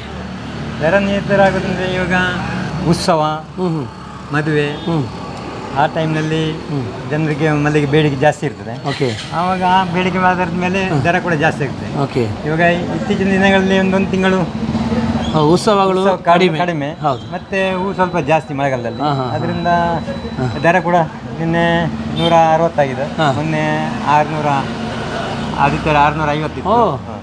ನೋಡಿ, ಆದಿತ್ಯ ಅವರ 600 ಚಿಲ್ಲರೆ ಇತ್ತು, ಅದೇ ಮಂಗಳವಾರಕ್ಕೆ ಬರುವಾಗ 160 ಆಯಿತು. ಎಲ್ಲಿಂದ ಎಲ್ಲಿಗೆ ದರಗಳು ವ್ಯತ್ಯಾಸ ಆಗ್ತದೆ ಅಂತ ಹೇಳೋದು. ಅದರೊಟ್ಟಿಗೆ ಪ್ರತಿಯೊಬ್ಬ ಮಾರುವಂತಹ ವ್ಯಕ್ತಿಯು ಕೂಡ ಅಥವಾ ಕೃಷಿ ಮಾಡುವಂಥ ವ್ಯಕ್ತಿಯು ಕೂಡ ಅವನು ಸಂಪೂರ್ಣವಾಗಿ ಒಂದು ಚೆಂಡು ಅಥವಾ ಒಂದು ಅಟ್ಟಿ ಮಾಡಿ ಕೊಡ್ತಾನೆ, ಹೀಗೆ ಸುರಿಯಾಗಿ ಬರ್ತದೆ. ಹೇಗೆ ಅಟ್ಟಿದ್ರೆ ಅವ್ರಿಗೆ ಹೂ ಅಟ್ಟಿದ್ರೆ ಅಟ್ಟಿಯಾಗಿ ಬರ್ತದೆ, ಬಿಡಿ ಆದರೆ ಒಂದು ಚೆಂಡು 2 ಚೆಂಡು ಇದ್ದರೆ 1 ಚೆಂಡು 2 ಚೆಂಡು ಆ ಥರ ಬರ್ತದೆ ಅಂತ ಹೇಳುವಂಥದ್ದು. ಮತ್ತೊಂದು ಈ ಒಂದು ಮಲ್ಲಿಗೆಯನ್ನು ಗಮನಿಸಿದ ಹಾಗೆ ಸಂಪೂರ್ಣವಾಗಿ ಮಲ್ಲಿಗೆಯನ್ನು ನೋಡ್ತಾ ಹೋದಾಗ ಹೊರಮೈಯಲ್ಲಿ ಬಹಳ ಚೆನ್ನಾಗಿರ್ತಾ ಹೋಗ್ತದೆ. ಕೆಲವು ಪ್ರದೇಶದಲ್ಲಿ ಗಮನಿಸೋದು ಒಳಗಿಂದ ಸಣ್ಣ ಮಲ್ಲಿಗೆಗಳನ್ನು ಕೂಡ ಜಾಯಿಂಟ್ ಮಾಡಿರ್ತಾರೆ. ಇದು ಯಾಕೆ ಸಮಸ್ಯೆ ಆಗ್ತದೆ? ಕೆಲವು ಗಿಡ ಹಾಳಾಗಿರ್ತದೆ, ಅದರಿಂದ ಕೆಲವು ಒಳಗಡೆ ಹಾಕಿ ಒಳ್ಳೆದು ಮಲ್ಲಿಗೆ ಮೇಳಗಡೆ ಹಾಕಿ ಕೊಡ್ತಾರೆ. ಇದು ಹಾಳಿದ್ರೆ ತಗೊಂಡು ಹೋಗುದಿಲ್ಲ. ಇದು ಸರಿಯಾ ನಿಮ್ಮ ಪ್ರಕಾರ? ಅಂದರೆ ಇದು ನಾವು ಮಾಡ್ತೇವೆ, ಸ್ವಲ್ಪ ಕಪ್ಪಾಗಿದ್ರೆ ಜನರು ಒಳ್ಳೆದು ಇದು ಬಿಳಿ ಅದು ಇದಕ್ಕೆ ಕೊಡಿಂದ ಹೇಳ್ತಾರೆ, ಇದು ತಗೊಂಡು ಹೋಗುದಿಲ್ಲ. ಓಕೆ, ಅದಕ್ಕೆ ಇದು ಸ್ವಲ್ಪ ಸದರ ಇದ್ದದ್ದು ಒಳಗಡೆ ಹಾಕಿ ಒಳ್ಳೆ ಹೂ ಮೇಲೆಗಡೆ ಆಗಿ ಕೊಂಡೋಗ್ತಾರೆ ಅಂತೇಳಿ. ವೀಕ್ಷಕರೇ, ನಾವಿಲ್ಲಿ ಗಮನಿಸ್ತಾ ಇದ್ದೀರಿ ರೈತ ಮಿತ್ರರೇ, ಸಂಪೂರ್ಣವಾಗಿರುವಂಥ ಹಲವಾರು ರೀತಿಯಾಗಿರುವಂಥ ಚೀಟಿಗಳು ಗಮನಿಸ್ತಾ ಇದ್ದೀರಿ. ಏನಿದು ಚೀಟಿ? ಇದು ಒಂದೊಂದು ಮನೆಯಲ್ಲಿ ಅವರು ಹೂ ಕಟ್ಟಿಕೊಂಡು ತರುದು. ಓಕೆ, ಶೇಖರ, ಓಕೆ, ಸಚಿನ್, ಓಕೆ, ಅವಿಲ್, ಅಂದರೆ ಇದರ ಏನೀಗ ಈಗ ಅದರಲ್ಲಿ 5 ಒಂದು ಬರ್ತೀಯಾ? ಅಂದರೆ ಚೆಂಡು, 5 ಚೆಂಡು ಅಂತ ಹೇಳಿ. ಅದೇ ರೀತಿಯಾಗಿ ಇಲ್ಲಿ ನೋಡ್ತಾ ಹೋಗ್ಬೋದು 300 ಬರ್ತೀಯಾ, ನೋಡ್ತಾ ಹೋಗ್ಬೋದು ರೈತ ಮಿತ್ರರೇ. ಕೆಲವು ಕಡೆಯಲ್ಲಿ 300 ಅಂತೇಳಿ, ಕೆಲವುದರಲ್ಲಿ ಡೈರೆಕ್ಟ್ ಆಗಿ ನೋಡಿ ಇಲ್ಲಿ 5 ಅಂತ ಹೇಳಿ ಬರ್ತೀವಿ. ಈಗ ಇದರಲ್ಲಿ 5 ಚೆಂಡು ಒಂದು ಬರ್ತಿದೆ, ಅದು ಕೆಲವುದರಲ್ಲಿ ನಂಬರ್ಸ್ ಮಾತ್ರ ಇರ್ತಾ ಹೋಗ್ತದೆ. ಈಗ 300 ಅಂದ್ರೇನು? 3 ಚೆಂಡು 200 ಹೂ. 300. ಓಕೆ, ಈಗ ನಿಮ್ಮ ಪ್ರಕಾರವಾಗಿ, ಯಾಕಂದರೆ ಒಂದು ಚೆಂಡು ಅಂತ ಹೇಳಿದ ಕೂಡಲೇ ಎಷ್ಟು ಮಲ್ಲಿಗೆ ಇರಬೇಕಾಗ್ತದೆ ಅದರಲ್ಲಿ? ಇಲ್ಲಿ ಇದ್ದು 800 ಮಲ್ಲಿಗೆ ಚೆಂಡಲ್ಲಿ ಬರ್ತಿದ್ದು. ಓಕೆ, ಇವಾಗ 600, 700 ಅಷ್ಟೇ ಬರುವಂಥದ್ದು. ಅಂದರೆ ಚೆಂಡಿನ ಸೈಜಲ್ಲಿ ಏನಾದ್ರು ಇದಾಗಿದೆ, ಸಂದಾಗಿದೆ? ಕಂಡಿಲ್ಲ, ಅಷ್ಟೇ ಇದೆ. ಈಗ ಆ ಚೆಂಡಿನ ಸೈಜ್, ಯಾಕಂದರೆ ನಾವು ರೈತರ ಹತ್ರ ಕೇಳ್ತಾ ಬಂದೆವು, ಅದು ಅಂದಾಜಲ್ಲಿ ನಾವು ಮಾಡ್ತೇವೆ ಅಂತ ಹೇಳಿದರು. ಆ ಚೆಂಡಿನ ಸೈಜ್ ಯಾಕೆ ಇಷ್ಟು ದೊಡ್ಡದಾಗಬೇಕು ಅಂತೇಳಿ ಹೇಗದು, ಯಾವ ರೀತಿಯಾಗಿ? 1 ಗೇಣ 1 ಇಂಚು ಆ ಥರ, 1 ಗೇಣ 1 ಇಂಚಾಗಿ ನಿರ್ಧಾರ ಮಾಡ್ತೀರಿ ಅಂತೇಳಿ. ಇಲ್ಲಿ ನೋಡ್ತಾ ಹೋಗ್ಬೋದು, ಈ ಚೀಟಿಯಲ್ಲಿ ಕೂಡ ಸಂಪೂರ್ಣವಾಗಿ ಅದರ ನಂಬರ್ಸ್ಗಳು ಕಾಣ್ತಾ ಇದ್ದವು. ಈ ನಂಬರ್ಸ್ ಏನು? ಇದರಲ್ಲಿ ಏನು ಬರೆದಿರುವಂಥದ್ದು? ಇದು ಎಲ್ಲ ಇದು ಚೀಟಿ ಉಂಟಲ್ಲ, ಚೀಟಿಯಲ್ಲಿ ಬಂದದ್ದು ಇಲ್ಲಿ ಬರೆಯುದು. ಓಕೆ, ಈ ಹೆಸರು ಬರೆಯುವಂಥದ್ದು. ಇದು ಒಂದು ಅರ್ಧ ಲಿಸ್ಟ್. ಓಕೆ, ಈಗ ಅವರಿಗೆ ಸಿಗುವಂಥ ದರ ಹೇಗೆ? ಅಂದರೆ ವಾರಕ್ಕೆ ಕೊಡುವಂಥದ್ದು ಹೇಗೆ? ವಾರ ಕೊಡುವಂಥದ್ದು ನೋಡ್ತಾ ಹೋಗ್ಬೋದು. ಪ್ರತಿಯೊಬ್ಬ ರೈತನು ಕೂಡ ಆ ಮಲ್ಲಿಗೆ ಕೃಷಿಯನ್ನು ಮಾಡ್ತಾನೆ. ಮಲ್ಲಿಗೆ ಕೃಷಿ ಮಾಡಿದಂತಹ ರೈತ ಇಲ್ಲಿ ಬಂದು ಕೊಡುವಂಥದ್ದು. ಇಲ್ಲಿ ಕೊಟ್ಟಾಗ ಈ ಚೀಟಿಯ ಮೂಲಕವಾಗಿ ಎಷ್ಟು ಬರೆದಿದ್ದಾರೆ ಅಂತೇಳಿ ತಿಳಿಸ್ತಾ ಹೋಗ್ತಾರೆ. ಇಲ್ಲಿ ನೋಡ್ಬೋದು, ಇಲ್ಲಿ 3 ಜನ ಇದ್ದಾರೆ. ಇನಾಸ್, ವಿಮಲ, ರಿಚ್ ಅಂತ ಹೇಳುವಂಥದ್ದು ಅವರವರ ಗುರುತಾಗುವಂಥ ರೀತಿಯಲ್ಲಿ ಹೆಸರುಗಳನ್ನು ಬರೆದಿದ್ದಾರೆ. ಆ ಹೆಸರುಗಳನ್ನು ಇಲ್ಲಿ ನಮೂದಿಸುವ ಮೂಲಕವಾಗಿ ಎಷ್ಟು ಆ ದಿವಸಕ್ಕೆ, ಈಗ ಸೋಮವಾರ ಎಷ್ಟು, ಮಂಗಳವಾರ ಎಷ್ಟು, ಬುಧವಾರ ಎಷ್ಟು ಅಂತ ಹೇಳುವಂಥದ್ದು ನಿರ್ಣಯ ಮಾಡ್ತಾ ಹೋಗ್ತಾರೆ. ನೋಡಿ ಎಷ್ಟು ಸುಂದರವಾಗಿರುವಂಥ ಒಂದೊಂದು ಪ್ರತಿದಿನವೂ ಕೂಡ ಮಲ್ಲಿಗೆಯನ್ನು ಕಟ್ಟುವಂಥದ್ದು ಇರ್ಬೋದು, ಮಲ್ಲಿಗೆಯನ್ನು ತರುವಂಥದ್ದು ಇರ್ಬೋದು, ವಾರದಲ್ಲಿ ಎಷ್ಟು ಆದಾಯ ಆಯಿತು ಅಂತ ಹೇಳುವಂತಹ ಖುಷಿಯನ್ನು ಇರ್ಬೋದು, ಎಲ್ಲವನ್ನು ಗಮನಿಸಿ ಹೋಗುವಂಥದ್ದು. ಟೋಟಲ್ ಆಗಿ ನಿಮಗೆ ಈ ವ್ಯಾಪಾರ ಮಾಡುವಂಥ ಖುಷಿ ಹೇಗಿದೆ? ಖುಷಿ ಆಗಿದೆ. ನಮ್ಗೆ ಕೂಡ ಮನೆಯಲ್ಲಿ ನೀವು ಕೂಡ ಮಾಡ್ತೀರಿ. ಸಾಧಾರಣ ಎಷ್ಟು ಅಜ್ಜನ ಕಾಲದಿಂದ ಮಾಡ್ತಾ ಇದ್ದೀರಿ ಅಂತೇಳಿ? ಓಕೆ, ಸಾಧಾರಣ ಎಷ್ಟು ಜಾಗದಲ್ಲಿ ನೀವು ಮಾಡಿದ್ದೀರಿ? ಬೆಳಿಗ್ಗೆ 6 ಗಂಟೆಗೆ ಹೋಗಿ 8, 8:30, 9 ಗಂಟೆ ಕಟ್ಟಿ ಮತ್ತೆ ನಾನು ಇಲ್ಲಿ ಅಂಗಡಿ. ಓಕೆ, ನೋಡ್ಬೋದು, ಮೂಲತಃ ರೈತರು ಅದರೊಟ್ಟಿಗೆ ಮಾರುಕಟ್ಟೆ ಮಾಡ್ತಾರೆ. ಹಾಗಾಗಿ ರೈತರ ನೋವು ಏನು ಅಂತ ಗೊತ್ತಿರ್ಬೇಕು. ಯಾಕಂದರೆ ಪ್ರತಿಯೊಂದು ರೈತರ ಹತ್ರ ಕೇಳುವಾಗ ಅಷ್ಟೇ ಮಾರುಕಟ್ಟೆ ಅಂತ ಹೇಳೋ ನಿರ್ಧಾರ ಆಗುತ್ತೆ. ಸರಿಯಾದ ರೀತಿಯ ಮಾರುಕಟ್ಟೆ ಇದ್ದರೆ ನಮಗೆ ಕೂಡ ಒಂದು ಉಸಿರಾಡಲಿಕ್ಕೆ ಸಾಧ್ಯ ಆಗ್ತದೆ ಅಂತ ಹೇಳುವಂಥದ್ದು ನಿಮ್ಮ ಮಾತು. ಈ ಒಂದು ದರದ ವ್ಯತ್ಯಾಸದಲ್ಲಿರುವಂಥದ್ದನ್ನು ಸರಿ ಮಾಡಲಿಕ್ಕೆ ಹೇಗೆ ಸಾಧ್ಯ? ಇದರಲ್ಲಿ ಒಂದೇ ದರ ಇಡ್ಲಿಕ್ಕೆ ಆಗುದಿಲ್ಲ. ಯಾಕಂದ್ರೆ ಅವ್ರು ಹೇಳಿದ್ರು ಅಟ್ಲೀಸ್ಟ್ ಒಂದು 300ರಿಂದ 400 ಇರಲಿ ದಿನಕ್ಕೆ ಅಂತ ಹೇಳುವಂಥ ಸಾಧ್ಯ ಇದೆ. ಯಾಕಂದ್ರೆ ಈಗ ಜನರಿಗೆ ಈಗ ದಿನಾಲು ಉತ್ಸವ ಮದುವೆ ಇರುವುದಿಲ್ಲ, ಬೇಡಿಕೆ ಪ್ರಕಾರ ಇದು ಹೋಗುದು. ಮತ್ತೆ ಇದು ಮೊನ್ನೆ 24 ಗಂಟೆ ಇರುವುದಿಲ್ಲ, 12 ಗಂಟೆ. ಈಗ ಬೆಳಿಗ್ಗೆ ಆದ ಸಾಯಂಕಾಲ ಹರಡ್ತದೆ. ಇದು ಫ್ರಿಜ್ನಲ್ಲಿ ಇಡ್ಬೋದು. ಇದ್ರೆ ಜನರಿಗೆ ಬೆಳಿಗ್ಗೆ ಇಲ್ಲಿ ಸಿಗುವಾಗ ಅದು ಫ್ರಿಜ್ದು ಬೇಡ ಯಾರಿಗೆ ಓಕೆ ಓಕೆ ಹೋಗುದಿಲ್ಲ. ಅದು ಯಾವಾಗ ಅಂದ್ರೆ ಡಿಮಾಂಡ್ ಇರುವಾಗ ಹೂ ಕಡಿಮೆ ಇರುವಾಗ, ಇವಾಗ ಹೂವೇ ತುಂಬಾ ಕಡಿಮೆ ಆಗ್ತದೆ ಮಳೆಗಾಲ ಸಂದರ್ಭದಲ್ಲಿ, ಮಳೆಗಾಲದಲ್ಲಿ ನವರಾತ್ರಿ ಬರುವಾಗ ಊರಿಲ್ಲ. ಇವಾಗ ಆ ಟೈಮ್ ಮದುವೆ ಇದ್ರೆ ಇದು ಯಾವುದು ಕೂಡ ಆಗ್ತದೆ, ಸಿಗುದಿಲ್ಲ 2,000 ರೂಪಾಯಿ ತನಕ. ಆಗ ಕಾಕಡ ಸೇವಂತಿಗೆ ಆಗ್ತದೆ, ಅದೇ ಯಾವ್ದು ಆಗ್ತದೆ ಆ ಥರ ಆಗ್ತದೆ. ಇವಾಗ ಅಂದ್ರೆ ಇವಾಗ ಹೂ ಜಾಸ್ತಿ ಇರುವಾಗ ನಿನ್ನೆ ಅದು ಯಾರು ತಗೊಂಡೋಗಿಲ್ಲ, 60 ರೂಪಾಯಿ 100 ರೂಪಾಯಿ ಇವತ್ತು ಸಿಗಿದೆ, ಇವತ್ತು ತಗೊಂಡು ಹೋಗ್ತಾರೆ. ಕರೆಕ್ಟ್. ಆ ಥರ ಹಾಗಾಗಿ ದರವನ್ನು ಒಂದು 300-400 ಅಂತೇಳಿ ಒಂದು ಲಾಸ್ಟ್ ಅಂತೇಳಿ ಮಾಡ್ಲಿಕ್ಕೆ ಸಾಧ್ಯನೇ ಇಲ್ಲ. ಇದು ಏರು ಪೀರಿಯಡ್ ಗಿಡದ ಇವತ್ತು ನಿನ್ನೆ ಹೂ ಸ್ವಲ್ಪ ಜಾಸ್ತಿ ಇತ್ತು, ಇವತ್ತು ಸ್ವಲ್ಪ ಕಡಿಮೆ ಆಗ್ತದೆ, 200 ರೂಪಾಯಿ ಆಗ್ಬೋದು. ಮತ್ತೆ ನಾಳೆ ಹೂ ಕೂಡ ಅಷ್ಟೇ, ಇವತ್ತು ಒಂದು 10 ಅಡಿ ಜಾಸ್ತಿ ಇರ್ತದೆ, ನಾಳೆ 30-40 ಜಾಸ್ತಿ ಆಗ್ತದೆ, ಇಲ್ಲಾಂದ್ರೆ 50 ಅಡಿ ನೋಡಿ ಕಡಿಮೆ ಆಗ್ತದೆ. ಅದರ ಮೇಲೆ ಹೋಗ್ತದೆ. ಖಂಡಿತವಾಗಿ ನೋಡ್ತಾ ಹೋಗ್ಬೋದು. ಆ ರೈತರ ನೋವು ಇರ್ಬೋದು, ಅದರೊಟ್ಟಿಗೆ ಇಲ್ಲಿಯೂ ಕೂಡ ಕೆಲವಾರು ರೀತಿಯಾದಂತಹ ತಾಂತ್ರಿಕವಾದಂತಹ ಸಮಸ್ಯೆಗಳು ಹೇಳ್ತಾ ಹೋಗ್ತದೆ. ಯಾಕಂದ್ರೆ ಇಟ್ಟರೆ ಏನು ಮಾಡೋದು, ಹಾಳಾದ್ರೆ ಯಾರು ಕೊಂಡೋಗ್ತಾರೆ ಅಂತ ಹೇಳುವಂಥದ್ದು. ಯಾವುದೇ ರೀತಿಯ ಮಲ್ಲಿಗೆಗಳು ಇಲ್ಲ ಅಂತ ಹೇಳಿದಾಗ, ಕುಸಿತ ಇದ್ದಾಗ ಸ್ವಲ್ಪ ಸಮಸ್ಯೆ ಆಗಿದ್ದರೂ ಕೂಡ ಕೊಂಡೋಗ್ತಾರೆ. ಹಾಗಾಗಿ ಆ ರೈತರ ನೋವುಗಳನ್ನು ಖಂಡಿತವಾಗಿ ಒಂದು ಒಳ್ಳೆ ರೀತಿಯ ಜವಾಬ್ದಾರಿತ ವ್ಯಕ್ತಿ ಸರಿ ಮಾಡಿದ್ರೆ ಭಾಳ ಒಳ್ಳೆಯದೇ.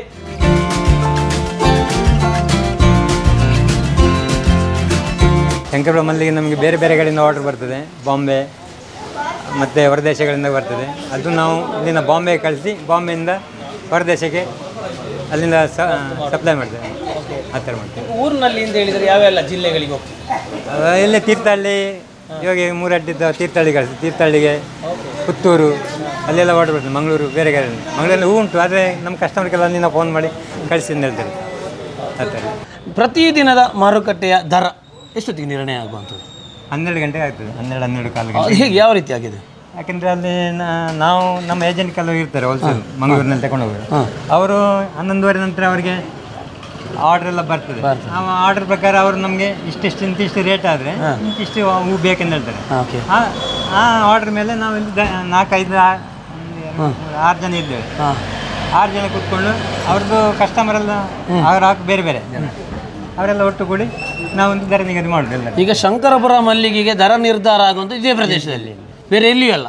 ಅಂದರೆ ಈ ಪ್ರದೇಶದಲ್ಲಿ ನಿರ್ಧಾರದಂತಹ ಶಂಕರಪುರದ ಮಲ್ಲಿಗೆಯ ದರನೇ ಬೇರೆಲ್ಲ ಕಡೆಯಲ್ಲಿ ಇರ್ತದೆ. ಎಸ್, ಹಾಗಾದರೆ ಆ ಪ್ರದೇಶ ಯಾವುದು, ಹೇಗೆ ಅವರು ಒಟ್ಟಿಗೆ ಸೇರ್ತಾರೆ, ಅವರು ಒಟ್ಟಿಗೆ ಸೇರಿದ ಮೇಲೆ ಯಾವ ರೀತಿಯಾಗಿ ಡಿಸ್ಕಸ್ ಮಾಡ್ತಾ ದರ ನಿರ್ಧಾರ ಮಾಡ್ತಾರೆ ಎಲ್ಲವನ್ನು ಗಮನಿಸ್ತವರು. ಎಸ್, ಬನ್ನಿ. ಶಂಕರಪುರ ಮಲ್ಲಿಗೆ ಅಂತ ಹೇಳುವಂಥದ್ದು ಹಲವಾರು ರೀತಿಯಾಗಿರೋ ಒಂದು ವ್ಯಕ್ತಿಗಳಿಂದ ಅಂತ ಹೇಳುವಂಥ ಮೂಲಕವಾಗಿ ಯೂಸ್ ಮಾಡುವಂಥ ವ್ಯಕ್ತಿಗಳಿಗೆ ಸಿಗುವಂಥದ್ದು. ಹೇಗೆ ಅಂತ ಹೇಳ್ತಾ ಹೋದರೆ, ಒಬ್ಬ ರೈತ ಇರ್ತಾ ಹೋಗ್ತಾನೆ.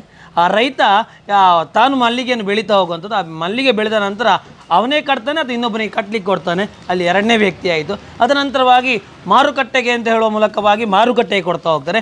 ಮಾರುಕಟ್ಟೆಗೆ ಕೊಟ್ಟ ನಂತರವಾಗಿ ಆ ಮಾರುಕಟ್ಟೆಯಿಂದ ಆರ್ಡರ್ ರೂಪದಲ್ಲಿ ಮತ್ತೊಂದು ವ್ಯಕ್ತಿಯಲ್ಲಿ ಪಡ್ಕೊಳ್ತಾ ಹೋಗ್ತಾರೆ. ಆರ್ಡ್ರ್ ಪಡೆಯುವಂಥ ವ್ಯಕ್ತಿ ವ್ಯಾಪಾರಿಗೆ ನೀಡ್ತಾ ಹೋಗ್ತಾನೆ.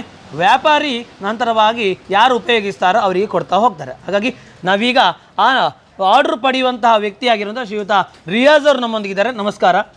ಈ ಆರ್ಡ್ರ್ ಪಡೆಯುವಂಥದ್ದು ಅಂತೇಳಿ, ಯಾಕಂದರೆ ಶಂಕರಪುರ ಮಲ್ಲಿಗೆ ಅಂತ ಹೇಳಿದರೆ ಬಹಳ ಫೇಮಸ್ ಆಗಿರುವಂಥದ್ದು, ನೋಡಲಿಕ್ಕೂ ಒಂದು ಪರಿಮಳದಲ್ಲಿಯೂ ಕೂಡ ಟಾಪ್ ಆಗಿರ್ತಾ ಹೋಗ್ತದೆ. ಆರ್ಡ್ರ್ ಪಡೆಯುವಂಥ ಸಿಸ್ಟಮ್ ಯಾವ ರೀತಿಯಾಗಿರುತ್ತೆ? ಯಾವಾಗಲೂ ಒಂದು ಮದುವೆ ಸೀಸನಲ್ಲಿ ಸ್ವಲ್ಪ ಜಾಸ್ತಿ ಹೋಗ್ತದೆ. ಓಕೆ. ಮತ್ತೆ ಈಗ ಮಳೆಗಾಲದಲ್ಲಿ ಹೂ ಸಹ ಕಮ್ಮಿ ಬರ್ತದೆ. ಓಕೆ. ವಾಟರ್ ಸೀಸನ್ ಎಂತೆಲ್ಲ ಹೂ ಸ್ವಲ್ಪ ಕಡಿಮೆ ಆಗ್ತದೆ. ನೀವು ಹೈಯೆಸ್ಟ್ ಆರ್ಡರ್ ಅಂತ ಹೇಳಿದರೆ ನೀವು ಎಷ್ಟು ಮಾಡಿದ್ದೀರಿ? ಆರ್ಡರ್ ಅಂದ್ರೆ ದಿನಕ್ಕೆ ಒಂದು 600 ಅಟ್ಟಿಗೆ 600 ಅಟ್ಟಿಯನ್ನು ಮಾಡಿ. ಹೂ ಜಾಸ್ತಿ ಇರುವಾಗ ಅಂದಾಜು 600 ಅಟ್ಟಿಯನ್ನು ಯಾವ ಸಮಯದಲ್ಲಿ ನೀವು ಮಾಡ್ತೀರಿ? ಅದೊಂದು ಮೇ ತಿಂಗಳ ಈ ಸಲ ಹೋದ ಸಲ ಇತ್ತು, ಈ ಸಲ ಸ್ವಲ್ಪ ಹೂ ಕಮ್ಮಿ ಇದೆ. ಈಗ ಮಾರ್ಚ್, ಏಪ್ರಿಲ್, ಮೇ ಅಂತ ಹೇಳುವಂಥದ್ದು ಒಳ್ಳೆ ಪೀಕ್ ಆಗಿರುವಂಥದ್ದು, ಹೈಯೆಸ್ಟ್ ಆಗಿ ಇಳುವರಿ ಬರ್ತದೆ. ಆ ಸಮಯದಲ್ಲಿ ನಿಮಗೂ ಕೂಡ ಮಾರುಕಟ್ಟೆ ಚೆನ್ನಾಗಿರ್ತದೆ. ಸೆಕೆಂಡ್ ಟೈಮಲ್ಲಿ ಹೂ ಜಾಸ್ತಿ ಆಗ್ತದೆ. ಈಗ ಕಡಿಮೆ ಆರ್ಡರ್ ಮಾಡಿದ್ದು ಅಂತ ಹೇಳಿದ್ರೆ ಎಷ್ಟು? ಅದು 3-4 ಅಟ್ಟಿ ಅದಂದ್ರೆ 2100 ರೇಟ್ ಆಗ್ತದೆ. ಆಗ ಹೂ ಸಹ ಕಮ್ಮಿ ಸಿಗ್ತದೆ, ಹೂ ಬರೋದಿಲ್ಲ. ನಮ್ಗೆ ಬೇಕಾಗ್ತದೆ, ಹೂ ಕಮ್ಮಿ ಇರ್ತದೆ. ಈಗ ನೀವು ಆರ್ಡರ್ ಮಾಡಬೇಕು ಅಂತ ಹೇಳಿದ್ರೆ ನಿಮ್ಮ ವ್ಯಾಪಾರಿಗಳು ನಿಮ್ಮೊಂದಿಗೆ ಇರುವಂತಹ ಸಂಬಂಧಗಳು ಚೆನ್ನಾಗಿರಬೇಕಾಗ್ತದೆ. ಹೇಗಿರ್ತದೆ? ಯಾವ ರೀತಿಯಾಗಿ ಅವರು ಆರ್ಡರ್ ಮಾಡುವಂಥದ್ದು, ಅದನ್ನು ನೀವು ಪಡ್ಕೊಂಡು ನೀವು ಇಲ್ಲಿ ಆರ್ಡರ್ ಕೊಡುವಂಥದ್ದು, ಆ ಸಿಸ್ಟಮ್ ಹೇಗಿರ್ತದೆ? ಅದು ನಾವು ಬಂದು ಈ ರೇಟಲ್ಲಿ ಇಷ್ಟು ರೇಟ್ ಆಗ್ತದೆ, ಇವತ್ತು ಈ ರೇಟಲ್ಲಿ ಎಷ್ಟು ಹೂ ಬೇಕು ಅಂತ ನಾವು ಅವ್ರಿಗೆ ಕಾಲ್ ಮಾಡಿ ಕೇಳ್ತೇವೆ. ಅವ್ರು ಹೇಳ್ತಾರೆ 200 ರೂಪಾಯಿ ಆದ್ರೆ ಇಷ್ಟಕ್ಕೆ ಬೇಕು, 50 ಬೇಕು, ಹಾಗೆ ಹೇಳ್ತಾರೆ. ಹಾಗೆ ಟೋಟಲಿ ಈ ಒಂದು ಮಲ್ಲಿಗೆಯ ಒಂದು ವ್ಯಾಪಾರದಲ್ಲಿರುವುದು, ಮಲ್ಲಿಗೆ ಆರ್ಡರ್ ಪಡ್ಕೊಂಡು ಮಾರುವಂಥದ್ದು ಜೀವನದಲ್ಲಿ ಖುಷಿಯಾಗಿದ್ದೀರಾ? ಖುಷಿಯಾಗಿದೆ, ಸಂತೋಷವಾಗಿದೆ. ಎಸ್, ಇಲ್ಲಿ ಬಹಳ ವಿಶೇಷತೆ ಏನಂತ ಹೇಳಿದರೆ ಹಿಂದೂ ಬಾಂಧವರು, ಕ್ರೈಸ್ತ ಬಾಂಧವರು, ಮುಸ್ಲಿಂ ಬಾಂಧವರು ಐಕ್ಯತೆಯಿಂದ ಮಾರಾಟ ಮಾಡುವಂಥ ಒಂದು ಕೇಂದ್ರವಾಗಿ ನಿರ್ಮಾಣ ಆಗ್ತಾ ಹೋಗ್ತದೆ. ಮುಸಲ್ಮಾನ ಬಾಂಧವರಾಗಿ ಈ ಐಕ್ಯತೆಯ ಬಗ್ಗೆ ಏನು ತಿಳಿಸ್ತಾ ಹೋಗ್ತೀವಿ? ಇದೊಂದು ಅಂದ್ರೆ ಈಗ ಎಲ್ಲ ಒಂದು ಒಗ್ಗಟ್ಟಾಗಿ ಒಂದು ವ್ಯಾಪಾರ ಮಾಡುದು ಸರ್. ಈಗ ನಮ್ಮ ಇದು ನಾವು ವಾಸಗಳು ಎಲ್ಲ ಕೊಡ್ತೇವೆ. ಈಗ ವ್ಯಾಪಾರದಲ್ಲಿ ಎಲ್ಲ ಹಿಂದೂವರೇ ಜಾಸ್ತಿ ಇರುದು, ಅವರೆಲ್ಲ ತಗೊಳ್ತಾರೆ. 20 ರೂಪಾಯಿ ಜಾಸ್ತಿ ನಾವು ಕಮಿಷನ್ ತಗೊಂಡು ಕೊಡ್ತೇವೆ, ವ್ಯಾಪಾರ ಮಾಡ್ತೇವೆ. ಮುಸ್ಲಿಮ್ಸ್ ಅವರು ಇದ್ದಾರೆ, ಇಲ್ಲ ಅಂತೆಲ್ಲ, ಕಮ್ಮಿ ಟೋಟಲ್ ಆಗಿ ಮಾಡುದು. ಯಾಕಂದ್ರೆ ಆ ಮಲ್ಲಿಗೆ ಮಾಡುವುದರಲ್ಲಿ ಎಲ್ಲಾ ಧರ್ಮದವರು ಮಾಡ್ತಾರೆ. ಅದರಿಂದ ಪಡ್ಕೊಳ್ಳೋದ್ರಲ್ಲಿ ಹೆಚ್ಚಾಗಿ ನಾವು ಕ್ರೈಸ್ತ ಧರ್ಮವನ್ನು ನೋಡ್ತಾ ಹೋಗ್ತಾರೆ, ಆರ್ಡರ್ ಪಡೆಯೋದ್ರಲ್ಲಿ ಹೆಚ್ಚಾಗಿ ಮುಸಲ್ಮಾನರು ನೋಡ್ತಾ ಹೋಗ್ತಾರೆ. ವ್ಯಾಪಾರಿಗಳು ಅಲ್ಲಿಯೂ ಕೂಡ ಎಲ್ಲರೂ ಇರ್ತಾ ಹೋಗ್ತಾರೆ, ಪಡ್ಕೊಳ್ಳೋರು ಕೂಡ ಎಲ್ಲರೂ ಆಗಿರ್ತಾ ಹೋಗ್ತಾರೆ. ಟೋಟಲ್ ಆಗಿ ಈ ಐಕ್ಯತೆ ಅಂತ ಹೇಳುವಂಥದ್ದು ಈ ಒಂದು ಮಲ್ಲಿಗೆಯಲ್ಲಿ ಕಾಣುವ ಮೂಲಕವಾಗಿ ನೀವೆಲ್ಲ ರೀತಿಯಾಗಿ ಒಂದು ಒಳ್ಳೆ ರೀತಿಯಾಗಿರುವಂಥ ಸುಂದರವಾದಂಥ ಮಾರುಕಟ್ಟೆ ನಿರ್ಮಾಣ ಮಾಡಿದ್ದೀರಿ. ಎಸ್, ಇದರಿಂದ ಪ್ರತಿಯೊಬ್ಬ ವ್ಯಾಪಾರಿಗೂ, ಯಾಕಂದರೆ ನೀವೀಗ ವ್ಯಾಪಾರಿಗನ್ನು ಕನೆಕ್ಟ್ ಆಗಿ ಮಾಡ್ತಾ ಹೋಗ್ತಾರೆ, ಡೈರೆಕ್ಟಾಗಿ ಕನೆಕ್ಟ್ ಇರ್ತಾ ಹೋಗ್ತಾರೆ, ಅವರಿಗೂ ಕೂಡ ಈ ವ್ಯಾಪಾರಿಗಳಿಗೆ ಖುಷಿ ಇದೆಯಾ? ಹೌದು ಸರ್, ಎಲ್ಲರೂ ಖುಷಿ ಇದೆ. ಯಾಕೆ ಒಳ್ಳೆ ಹೂ ಕೊಟ್ಟರೆ ಅವ್ರಿಗೆ ಖುಷಿ ಬರ್ತದೆ. ಸ್ವಲ್ಪ ಹಾಲಾದ ಕೊಟ್ಟರೆ ಅವ್ರು ಹಣ ಕೊಡಬೇಕಲ್ಲ, ಸೇಲ್ ಮಾಡಿ, ಅದು ಸ್ವಲ್ಪ ಬೇಜಾರಾಗ್ತದೆ ಅವರಿಗೆ. ಆಗ್ತದೆ ಅಂತೇಳಿ ಎಸ್, ಭಾಳ ಖುಷಿ ಆಯಿತು. ಇಂತಹ ಒಂದು ಆರ್ಡ್ರ್ ಇನ್ನಷ್ಟು ಸಿಗ್ತಾ ಹೋಗಲಿ, ಒಳ್ಳೆ ರೀತಿಯ ಜೀವನ ನಡೀಲಿ ಅಂತ ಹೇಳೋ ಒಂದು ವಂದನೆಗಳು. Thank you sir. S,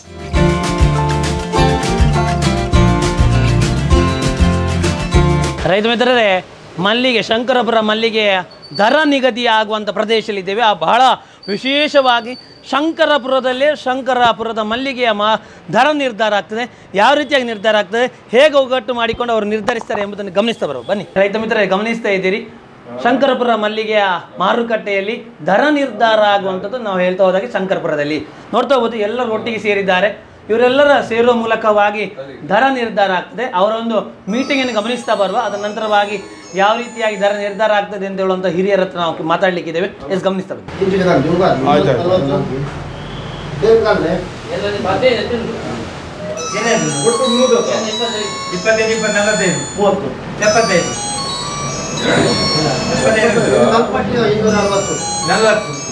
egg 40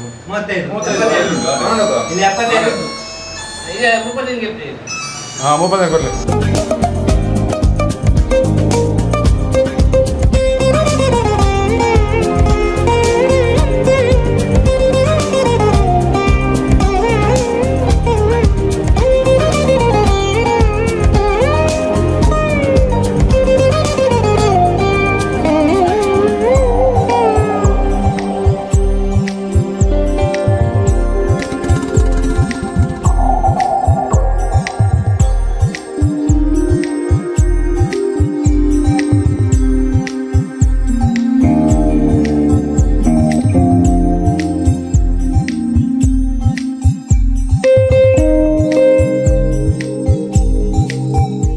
ರೈತ ಮಿತ್ರರೇ, ಶಂಕರಪುರ ಮಲ್ಲಿಗೆಗೆ ಇವತ್ತಿನ ದರವನ್ನು ನಿರ್ಧಾರ ಆಗಿದೆ.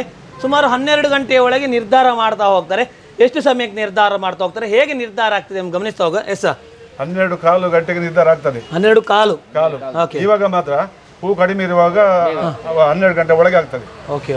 ಆದುದರಿಂದ ಇವಾಗ ಬೆಳೆ ಸ್ವಲ್ಪ ಜಾಸ್ತಿ ಇದೆ, ಆದ್ರಿಂದ ದಿನಗಳು ಒಳ್ಳೆದಿಲ್ಲ, ಸಮಾರಂಭಗಳು ಒಳ್ಳೆದಿಲ್ಲ. ಆದುದರಿಂದ ಹೂ ತುಂಬಾ ಇದೆ, ಬೆಳೆ ತುಂಬಾ ಇದೆ, ಅದು ಈ ರೀತಿ ರೇಟ್ ನಿರ್ಧಾರ ಆಗ್ತದೆ. ಈಗ ನಿನ್ನೆ ನಾವು ಗಮನಿಸ್ತಾ ಹೋದಾಗೆ 160, ಇವತ್ತು ನೀವು ಗಮನಿಸ್ತಾ ಹೋದಾಗೆ ಎಷ್ಟು ದರ ನಿರ್ಧಾರ ಮಾಡಿದ್ರಿ? ಅಲ್ಲ, ಇವತ್ತಿಗೆ 260 ರೂಪಾಯಿ ನಿರ್ಧಾರ ಮಾಡಿದ್ದೇವೆ. ನಿನ್ನೆ 160 ಅಂದ್ರೆ ಹೂ ಕೂಡ ಜಾಸ್ತಿ ಇತ್ತು ನಿನ್ನೆ. ಇವತ್ತು ಹೂ ಕೂಡ ಕಮ್ಮಿ, ಮತ್ತೆ ಡಿಮಾಂಡ್ ಸ್ವಲ್ಪ ಜಾಸ್ತಿ ಉಂಟು. ಸ್ವಲ್ಪ ಅಂದ್ರೆ ಜಾಸ್ತಿ ಇಲ್ಲ, ಸ್ವಲ್ಪ ಜಾಸ್ತಿ. ಅದಕ್ಕಾಗಿ ಒಂದು 100 ರೂಪಾಯಿ ಏರಿತು. ನೋಡ್ತಾ ಹೋಗ್ಬೋದು, ನಿರ್ಧಾರ ಆಗುವಂತದ್ದು ಒಂದು ಡಿಮಾಂಡ್ ಮೇಲೆ. ಅದರೊಟ್ಟಿಗೆ ಮಲ್ಲಿಗೆಯ ಕಡಿಮೆ ಉಂಟು ಅಂತ ಹೇಳಿದಾಗ ಅಲ್ಲಿಯೂ ಕೂಡ ದರ ಹೆಚ್ಚಾಗುವಂಥದ್ದು ಒಳ್ಳೆ ದಿವಸಗಳಿಗೆ ಹೋಗ್ತದೆ ಅಂತ ಹೇಳಿದೆ. ಗಮನಿಸಬಹುದು, ಈ ರೀತಿಯಾಗಿ ದರಗಳು ಮೇಲೆ ಕೆಳಗೆ ಹೋಗ್ತಾ ಇದ್ದಾಗೆ ಆರ್ಡರ್ಗಳಲ್ಲಿ ಏನಾದ್ರು ಸಮಸ್ಯೆ ಆಗ್ತದೆ ನಿಮಗೆ? ಆರ್ಡರ್ಗಳಲ್ಲಿ ಸಮಸ್ಯೆ ಏನಾಗುದಿಲ್ಲ. ಅವ್ರಿಗೆ ಎಷ್ಟು ಬೇಕು ಅಷ್ಟು ಆರ್ಡರ್ ಬಂದ ಮೇಲೆ ನಮಗೆ ಆರ್ಡರ್ ಜಾಸ್ತಿ ಬಂದರೆ ನಾವು ರೇಟ್ ಅನ್ನು ರೈಸ್ ಮಾಡ್ತೀವಿ. ಇದು ತರಕಾರಿಗೆ ಮತ್ತು ಮಲ್ಲಿಗೆಗೆ ಕಂಪೇರ್ ಮಾಡ್ಲಿಕ್ಕೆ ಸಾಧ್ಯ ಇಲ್ಲ. ತರಕಾರಿ ರಸ್ತೆಯಲ್ಲಿ ಬಿಸಾಡ್ತಾರೆ, ಮಲ್ಲಿಗೆ ಬಿಸಾಡುದಿಲ್ಲ. ಮಲ್ಲಿಗೆ ಲಾಸ್ ಯಾವತ್ತೂ ಆಗುದಿಲ್ಲ. ನೋಡ್ತಾ ಹೋಗ್ಬೋದು, ಈ ರೀತಿಯಾಗಿ ನಿರ್ಧಾರ ಆಗುವ ಮೂಲಕವಾಗಿ ಒಂದೊಳ್ಳೆ ರೀತಿಯಾಗಿ ಶಂಕರಪುರಗೆ ಇನ್ನೂ ಕೂಡ ಹೆಸರುವಾಸಿಯಾಗಿದೆ. ಇಂಟರ್ನ್ಯಾಷನಲ್ ಅಲ್ಲಿ ಒಂದು ಬಹಳ ಇತಿಹಾಸ ಇರುವಂಥದ್ದು. ಹಾಗಾಗಿ ಶಂಕರಪುರ ಮಲ್ಲಿಗೆ ಅಂತ ಹೇಳುವಂಥ ಹೆಸರು ಹೇಗೆ ಬಂತು, ಯಾವ ರೀತಿಯಾಗಿ ಬಂತು ಅಂತ ಹೇಳುವಂಥದ್ದನ್ನು ಕೂಡ ಗಮನಿಸಲಿಕ್ಕಿದ್ದೇವೆ. ಬನ್ನಿ, ಶಂಕರಪುರ ಮಲ್ಲಿಗೆಯ ಹೆಸರು ಹೇಗೆ ಬಂತು, ಅದರ ಇತಿಹಾಸ ಏನು ಅಂತ ಹೇಳುವಂಥದ್ದನ್ನು ಕೂಡ ತಿಳಿಸ್ಲಿಕ್ಕಿದ್ದಾರೆ. ಎಸ್ ಹೇಗೆ ಬಂತು? ಫಾದರ್ ಅಬುಂದಿಸ್ ಅವರು ಇಲ್ಲಿ ಬಂದಿದ್ರು. ಶಂಕರಪುರ ಮೊದಲೇ ಇತ್ತು, ಓಕೆ ಓಕೆ. ಶಂಕರಪುರ ಮಲ್ಲಿಗೆ ಅಂತ ಬಂದದ್ದು ಅದ ನಂತರ. ಓಕೆ, ಅಂದ್ರೆ ಶಂಕರಪುರ ಊರಿನಲ್ಲಿ ಮಲ್ಲಿಗೆ ಕೃಷಿ ಬೆಳೆ ಯಾವ ರೀಸನ್ ಇಂದ ಫಾದರ್ ಅವರು ಭಟ್ಕಳ ಆ ಕಡೆಯಿಂದ ನೋಡಿ ಇಲ್ಲಿಯ ಜನರನ್ನು ಅಲ್ಲಿ ಕರ್ಕೊಂಡು ಹೋಗಿ ಅಲ್ಲಿಯ ಗಿಡಗಳನ್ನು ತಂದು ಇಲ್ಲಿ ಜನರಿಗೆ ಕಲಿಸಿ ಬೆಳೆಸುವ ಅದು ರೀತಿಯನ್ನು ಕಳಿಸಿದ್ರು. ಅದ ನಂತರ ಎಲ್ಲ ಕಡೆಯಲ್ಲಿ ಪರಿಸರ ಆಯ್ತು. ಅಂದ್ರೆ ಪ್ರಾರಂಭದಲ್ಲಿ ಶಂಕರಪುರದ ಹುಟ್ಟಿದ್ದು ಶಂಕರಪುರದಲ್ಲಿ ಕಾರಣ. ಮಲ್ಲಿಗೆ ಇಲ್ಲಿ ಪ್ರಾರಂಭ ಆದದ್ದು ಶಂಕರಪುರದಲ್ಲಿ, ಉಡುಪಿಯಲ್ಲಿ ಮಲ್ಲಿಗೆ ಸ್ಟಾರ್ಟ್ ಆದದ್ದು ಶಂಕರಪುರದಲ್ಲಿ. ಇಲ್ಲಿ ಜನರಿಗೆ ಕಷ್ಟ ಇತ್ತು, ವ್ಯಾಪ್ತಿ ಇರ್ಲಿಲ್ಲ. ಅದಕ್ಕಾಗಿ ಅವರೊಂದು ವ್ಯಾಪ್ತಿ ತರ ಇಲ್ಲಿ ಮಲ್ಲಿಗೆ ತಂದು ಮನೆ ಮನೆಯಲ್ಲಿ ನಟ್ಟು ಬಡತನವನ್ನು ಸುಧಾರಿಸಬೇಕು, ಅವರನ್ನು ಮೇಲ್ ತರಬೇಕು ಅಂತ ದೃಷ್ಟಿಯಿಂದ ಮತ್ತೆ ಆ ಮಲ್ಲಿಗೆ ಇಂದಲೇ ಇಂಪ್ರೂವ್ ಆಗಿ ಮತ್ತೆ ಇಲ್ಲಿನ ಮಕ್ಕಳೆಲ್ಲ ಕಲ್ತ್ಕೊಂಡು ಅದು ಗಲ್ಫಿಗೆ ಹೊರಗೂರಿಗೆ ಹೋಗಿ ಈಗ ಒಂದು ಸಾಧಾರಣದ ಮಟ್ಟಿಗೆ ಒಂದು ಸ್ಥಿತಿಗೆ ಬಂದ. ಇವಾಗ ಇಲ್ಲಿಯ ಜನರಿಗೆ ಅಷ್ಟು ಉಮೇದಿಲ್ಲ, ಹೊರಗಡೆಯವರಿಗೆ ಉಮೇದಾಗಿದೆ ಅಂತೇಳಿ ಗಮನಿಸಬಹುದು. ಶಂಕರಪುರದಲ್ಲಿಯೂ ಕೂಡ ಮಲ್ಲಿಗೆ ಮಾಡ್ತಾರೆ. ಅದರಿಂದ ಹೆಚ್ಚಾಗಿ ಹೊರಗಡೆಯವರು ಕೂಡ ಮಲ್ಲಿಗೆ ಮಾಡುವ ಮೂಲಕವಾಗಿ ಬಹಳ ಹೆಮ್ಮೆ ಆಗುವಂತ ಶ್ರೀಯುತರು ಹೇಳ್ತಾ ಹೋದ್ರು. ವಿದೇಶದಲ್ಲಿ ಉದ್ಯೋಗ ಪಡ್ಕೊಂಡು ಒಂದೊಳ್ಳೆ ರೀತಿಯ ಉನ್ನತ ಸ್ಥಾನ ಪಡೆದಿದ್ದಾರೆ. ಅದು ಮಲ್ಲಿಗೆಯ ಕೃಷಿ ಮಾಡುವ ಮೂಲಕವಾಗಿ, ಅದರಿಂದ ಬರುವ ಆದಾಯದ ಮೂಲಕವಾಗಿ ಅವರನ್ನು ಕಲಿಸಿ ಅವರನ್ನು ವಿದೇಶಕ್ಕೆ ಉದ್ಯೋಗಸ್ಥರಾಗಿ ಮಾಡಿದ್ದಾರೆ. ಬಹಳ ಖುಷಿಯಾಗುವಂಥದ್ದು. ಹಾಗಾಗಿ ಶಂಕರಪುರ ಮಲ್ಲಿಗೆಯ ಸಂಪೂರ್ಣವಾಗಿರುವಂಥ ಇತಿಹಾಸದೊಂದಿಗೆ ಯಾವ ರೀತಿಯಾಗಿ ಬೆಳೀತದೆ, ಹೇಗೆ ಕಟ್ಟಬೇಕು, ಎಲ್ಲ ರೀತಿಯಾಗಿರುವಂಥ ಮಾಹಿತಿಯನ್ನು ಇವತ್ತಿನ ಈ ಸಂಚಿಕೆಯಲ್ಲಿ ಗಮನಿಸ್ತಾ ಬಂದರೆ ಬಹಳ ಖುಷಿ ಆಯಿತು. ತಮ್ಮೆಲ್ಲ ಮಾಹಿತಿಗಾಗಿ ವಂದನೆಗಳು.